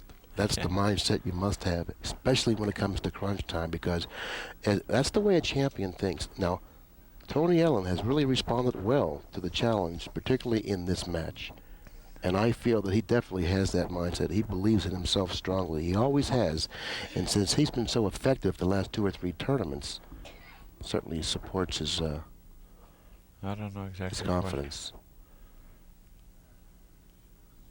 That was a beautiful shot, and he got rewarded for it. He does have a shot. It looks like, he's acting like he doesn't have much of one. He has a shot. I don't know. Can he make that ball? Yes, he can make it. Are you sure? I think Tony's liable to end up right behind the 9 here. Yeah, well, he can end up behind the 9, but he also can make it. I think he's going to be buried under it. Yeah, I think he's going to opt to go behind the 9 with the cue ball, simply because even if he makes the 2 ball, there's no guarantee he'll get positioned on the 3. Yeah. He's going to shoot the 2 probably. You don't want to get unlucky here and make that 8 or 3. Yeah, he's going to shoot the 2 into the 6. That's going to impede the progress of the 2. He's going to position the cue ball behind the 9. If he can go that way. Well, that's the way to go if he can go that way. He can go that way because that's what he's looking at. That's what he's glancing at. Hey, Billy, you want to play some of the games downstairs with me today? Buddy, I've been playing football this weekend, and I've really been fumbling the ball. Oh, he missed it. He didn't cinch the hit. He thought he did. So, you really can't find fault in what he did. It wasn't the type of a shot that, was easy to judge. Yeah.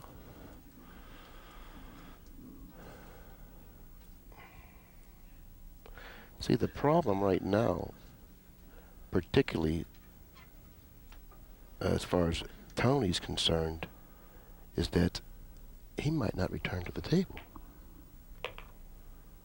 See, Johnny will have 13 games if he's able to run out. And since he's been making the corner ball on the break, there's no guarantee that Tony will get back to the table.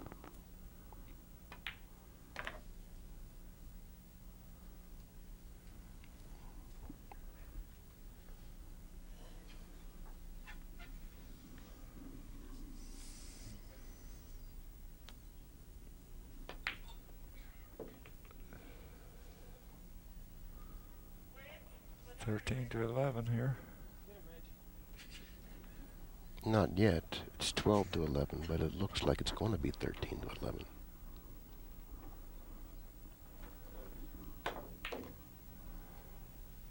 Okay, well, I don't know how well he did with that shot. You have a much better view of the Yeah, he angle just than I come right did. over to the rail.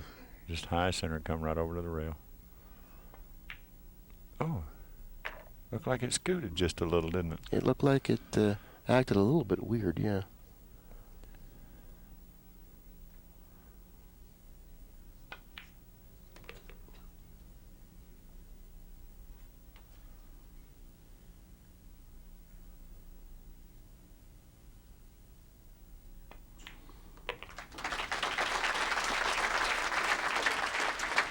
Okay, now once again, Archer is able to amass a 2-game lead over Ellin, 13 games to 11. Time is running out on Ellin. This is certainly not the time in the match where he wanted to lag behind. And he has fallen behind by now 2 games. That's the most he's ever been behind, I do believe, in this match is by 2 games.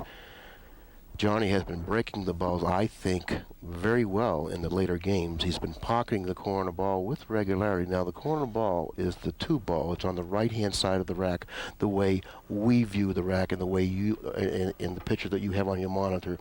The 2 ball is the ball that Archer has been pocketing on the break. Now, I look for the 2 ball, the wing ball, to go into the lower right-hand corner pocket.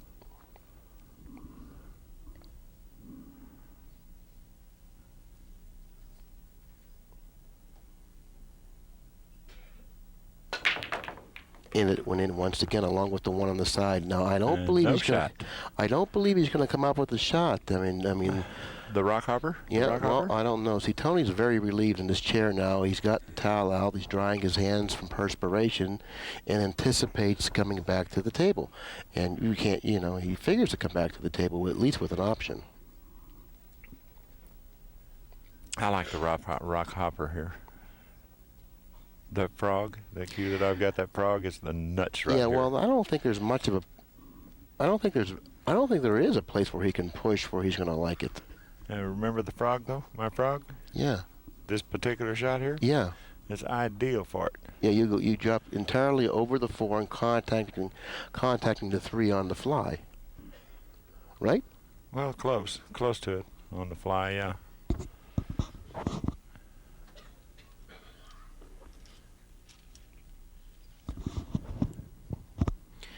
I think that you're right. He's going to have to push out for a jump, and he's going to have to push out for a jump because you want to give your opponent a chance to make a mistake. That's why I suggest that if you're going to jump, push out for a jump, because you don't want to just jump and screw up, because then might dwell on it. If you push out for a jump, then you have the chance your opponent can screw up. Well, he pushed to a dead hook. Okay, he did. That was the next best thing, because you cannot push out to let your opponent see the ball, because he's going to put a good safety on you. Tony said, "Go on. Go ahead on." Okay, there's no chance of a scratch here. The 7 ball precludes that from happening. He still can send a 3 up table in a pretty safe spot, and he can also reposition the cue ball somewhere behind the 9, possibly, if he is able to hit the 7. That would be the ideal thing for Johnny to have happen. He's hitting the 7. He's positioned the cue ball somewhere behind the 9, and he's Left a shot. He has left a shot, but it's not a gimme. Well, the way these guys have been shooting, it's a gimme.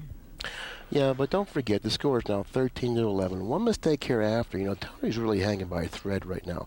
One mistake hereafter, and Tony could be history. He knows this, but he cannot think about it. Like I said before, what he has to be thinking about, his mindset is, give me a shot, I'm going to run out.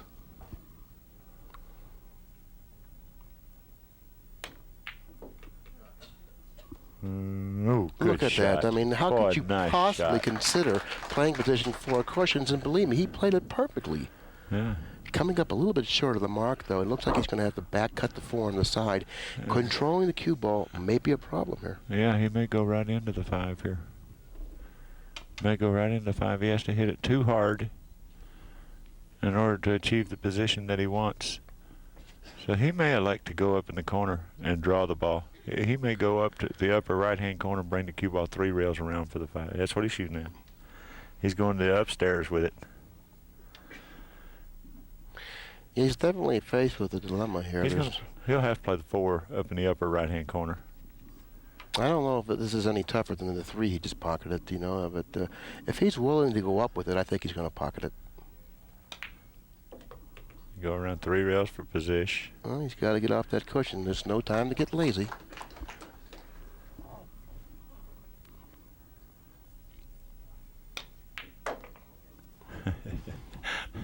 Okay, this is a little awkward, You I don't want to think. get behind the... This is a little awkward. He's got to make sure he powers this ball. Oh. He's fine. He's fine. It's okay. Boy. It's okay. He didn't know it when he let go of it, though. I did. I had a perfect angle on it.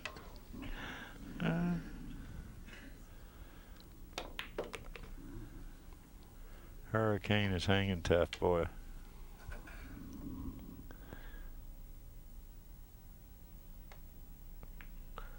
Hit it, Tony. He hit it a little roughly, and he has fallen a little bit short of the mark.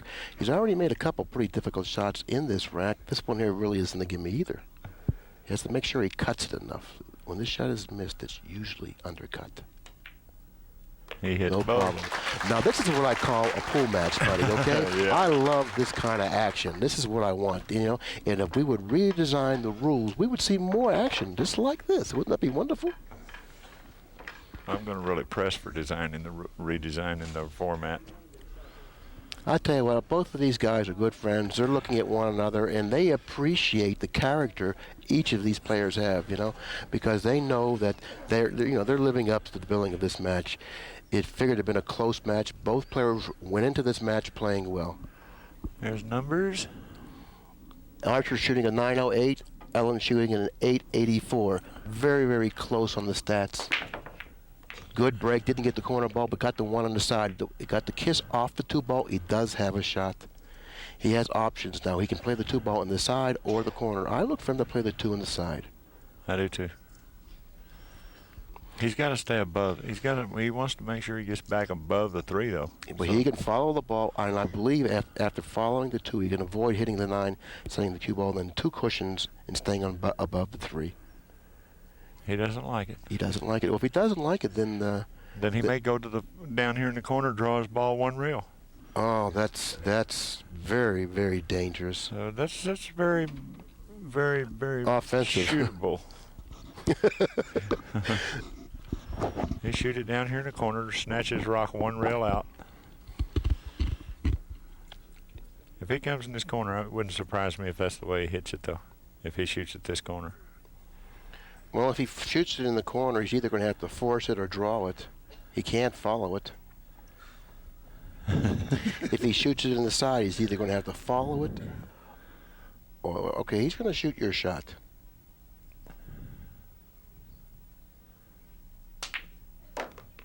How'd he do?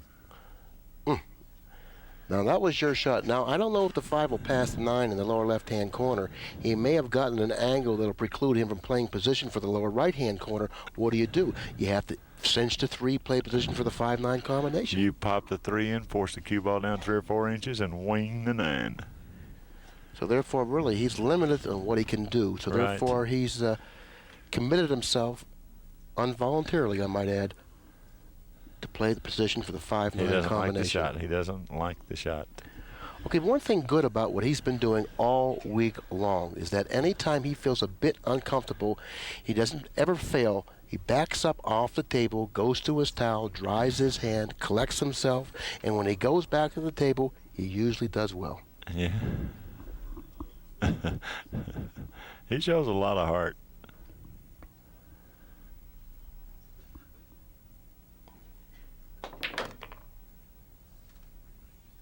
Oh. Okay, it looks like he's frozen. Does he have the billiard? I don't know. It looks like he has a very possible chance to make the billiard. The possibility of the billiard definitely is there. Now, one thing good about this shot, Buddy, is that he possibly can make put the 5 ball out of play because of the position of the 6. If he plays the billiard, if he plays the billiard, he would like to reposition the 5 ball somewhere near the side cushion, and in a position where the 6 would preclude him making, or Johnny making the 5 ball in the upper corner pocket. That way, he would get a free shot at the billiard. He has a shot here, Billy, that he may be able to just nip the 5, go across the top of the 9, and drop back underneath the 9 with a cue ball. He may have that shot, which is a very good shot if he has that. I think he's playing the billiard here. I think he's looking to go past the 9 and come back underneath it. Boy, that's a very, very daring shot. He's got to hit it perfectly. If he happens to brush the 9 on that shot, he's history, maybe for the tournament. Well, let's watch. Let's watch. He can't pull the trigger. Now he knows how I feel. feel. The trigger.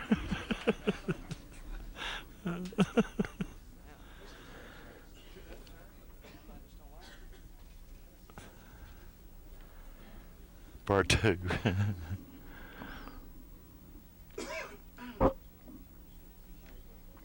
I myself, if I were he, I would play the 9 ball on the billiard and try to position the 5 where it wouldn't be makeable in the upper left-hand corner pocket. That way, at least I was giving myself a chance to win the game, just like he's done there. Okay, now he's trying to position the 5, but he got it too closely to the 6. I like the other shot better than that shot. Just, thinning it real thin and dropping back over 1 rail underneath it. See, what he did that I didn't like is he hit the shot too hard. And the reason he hit it too hard because he wanted to assure himself of making sure that the 5 got down table far enough so he couldn't make it past the 6. But if he would have used a little more finesse and stroke, he probably would have made the 9 ball. Yeah.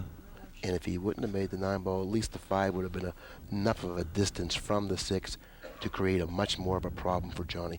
Now, this combination is makeable.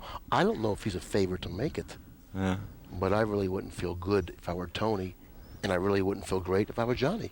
Yeah. So I don't know. This is up in the air, like this match has been all along. He's wanting to go on the hill. He wants to go on the hill. Boy, he hit it nice. He'll have to make another good shot. He has 1 good shot. He'll have to make 1 more.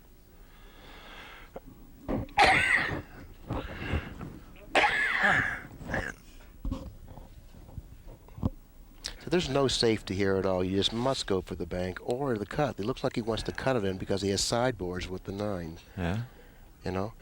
If the bank doesn't lay exactly the way he likes it, then he has the option to cut it down the corner. If he hits it roughly down the corner, he has the benefit of the position of the 9 to aid him in pocketing the ball. So therefore, he does have some options, and both of them look fairly good from my vantage point. He's going to cut this? I don't believe that.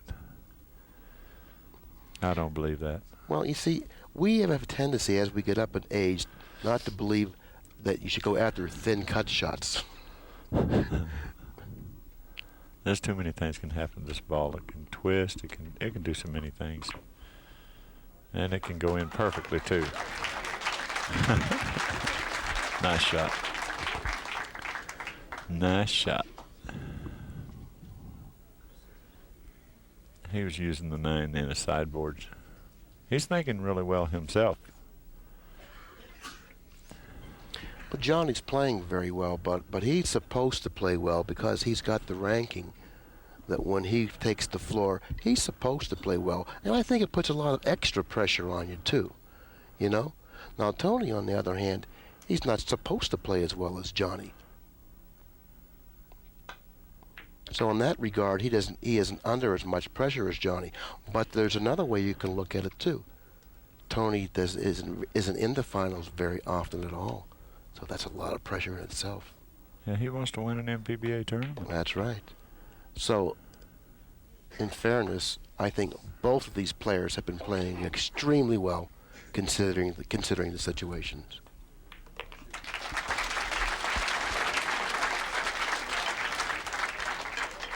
Tony Ellin trails in the match 12 games to 14. Johnny's on the hill, needing only one game to capture the Sands Regency title. And matter of fact, this is going to be a back-to-back job, isn't it? Did he win it at the last year?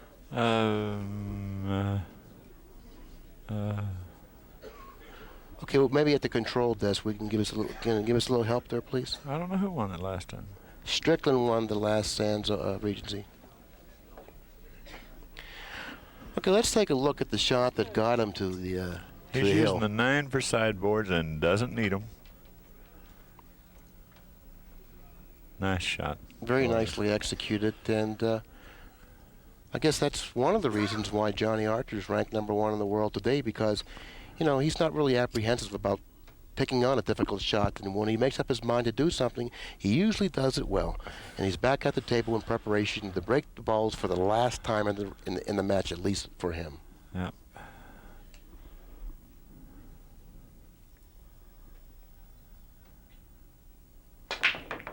Okay, he scratched on the break. This is one thing he didn't want to see happen. He did not want to scratch on the break. It was very untimely for him to scratch on the break, being on the hill, giving Ellin ball in hand. How do you place this? And Where do you place the first ball here? You place the first ball on this side of the table near the side pocket, and you play it around the 5, coming just into the the 3. Just the opposite of what he's playing. Right. I come into the 3, making sure that I leave the second cushion, and I go toward the 3. Now this way, you see what's wrong about this shot is this. This is wrong about this shot. He has problems already. You see, he has the wrong angle. He precipitously went to the shot and really didn't place the cue ball in the right position for the run out. That's so important that people should pay attention to really their ball placement. Their very first placement is so important, such a key. You know, he definitely should have weighed up the situation. He should have taken more time, weighed up the situation, and found out exactly the best position to start the run out from.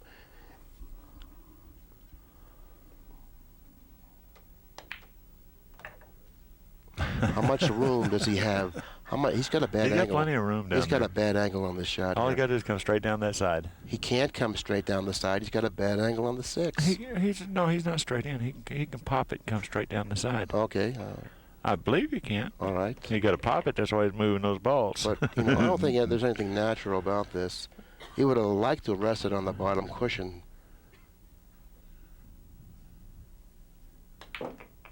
Oh, I wouldn't have never laid into there. Oh, he's near that cushion. He laid right into the side rail.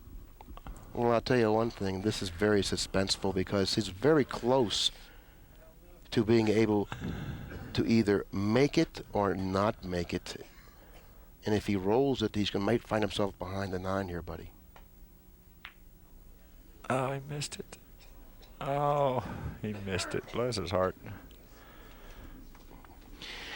Well, I think it all stemmed actually from the beginning shot, buddy. Yeah, he took the first shot. Had he positioned the cue ball in the correct position on the table to start out the run with, he would have found himself in line probably for the remainder of the rack. Yeah. Because he really positioned the cue ball improperly, he had his problems on every shot. Yeah. And that's what usually happens. And I thought that he just, precipitously went to the to that position on the table, and it turned out to be his undoing in this particular match. It's just not Tony's turn yet. He's sure making a drive at him, though. He's not far off the path.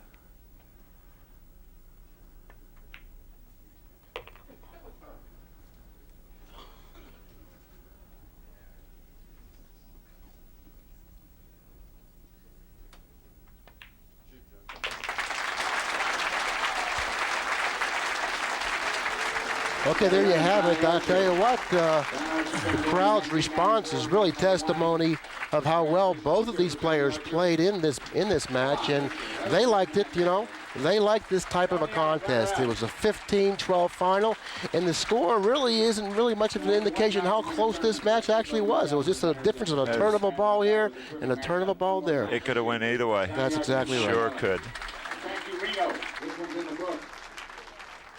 Okay, Johnny Archer just stepped into the booth, buddy, and okay, Johnny, congratulations. You've won another tournament. You've probably secured Player of the Year with this win, but I don't think those are the things you really want to talk about right now. I mean, tell me about Tony Ellin, and how was you feeling out there playing a friend like Tony Ellin? And it was a great match in all respects.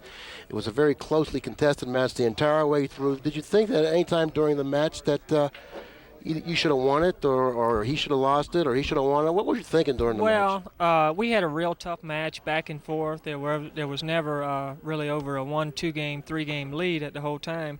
So it was really tough on us, and neither one was getting a shot after the break. After we was making balls, but we just couldn't get a shot. And you know, playing Tony is tough because, you know, I grew up with him in Georgia, and I've known him since I was 14, and we've been great friends ever since. And it's always tough, you know, to play your friend and try to beat him. But then again, you know, I put up my money just like he does, and he's going to try to beat me, and so, you know, that's where the sport comes in. I'm pretty sure all the other sports, a lot of friends play each other, or brothers or whatever. Yeah, the way we felt about that, I said, well, you know, Johnny and Tony are both my friends here. I'm not pulling against Johnny. At the same time, I'm pulling for Tony.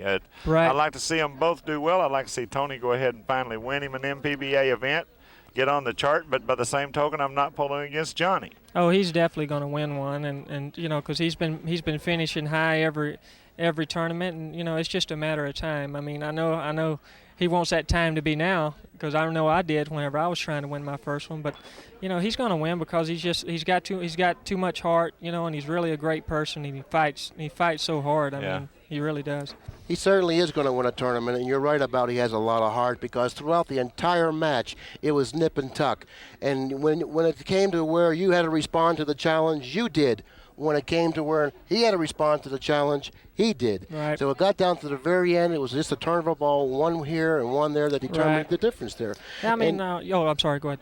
And like I was gonna say that, you know, you're the #1 player in the world. You've shown why you're the #1 player in the world. You're a true champion. Yeah, when you're asked to respond to the challenge, you do it. I was really proud of Tony because he hung in there tough, but in the end, you persevered like you usually do. Well, today I was a little bit more afraid of Tony in the finals than I really was Mike in the semis. I mean, not taking nothing away from Mike, I just felt like Tony was breaking the ball so much better. And, you know, anytime a guy breaks like he does, and he just shoots good, and so at any time he can beat you 5-6 games in a row, and that could cost you the match easy. Absolutely. Yeah. Again, congratulations on Thanks a lot. Player of the Year. I know you got it this year. Best of luck next year. Well, it was a tough year. Me and Earl really fought hard, you know, the whole year, and it came down to this tournament. And I actually owe it to Tony because I got Player of the Year, because he knocked Earl into the loser side early in the tournament where it made tough for Earl to come back. So I actually owe it to Tony, really. He knocked him over, and Dick Lane knocked him out. Well, we'll just leave it at this. Tony is partially responsible. Partially, yeah. I came back and won the tournament, so that locked it up. All right. Okay, well, thanks a lot, Billy and Buddy. Thanks a lot for stopping up, Congratulations. Johnny. Once again, congratulations and best of luck. Well, buddy, I tell you what, I've learned a lot sitting next to you, especially during championship matches, you know, because during championship matches, that really brings the best out of you. You know, you're able to let loose with some of your well-hidden secrets. My well-hidden secrets, okay. And I really do enjoy doing commentary with you in all the matches. It doesn't necessarily have to be a Billy, I championship truly match. love it, Bub. I really enjoy visiting with you and Pat both. Well, thanks a lot. And I enjoy the whole crew, and it's really a pleasure from the bottom of my heart to be able to do them with you. Well, thanks a lot, and that's exactly the way I feel. I'm certainly sure we all feel the same here at Accu-Stats. So on that note, I think we'll close it up. Okay. On behalf of Buddy Hall, this is Bill Incardona. saying thanks a lot for supporting ACCUSTATS. I know you enjoyed that match. So if you want to call Pat Fleming at his 800 number and ask him about other matches on the inventory, let's give him a call. 1-800-828-0397.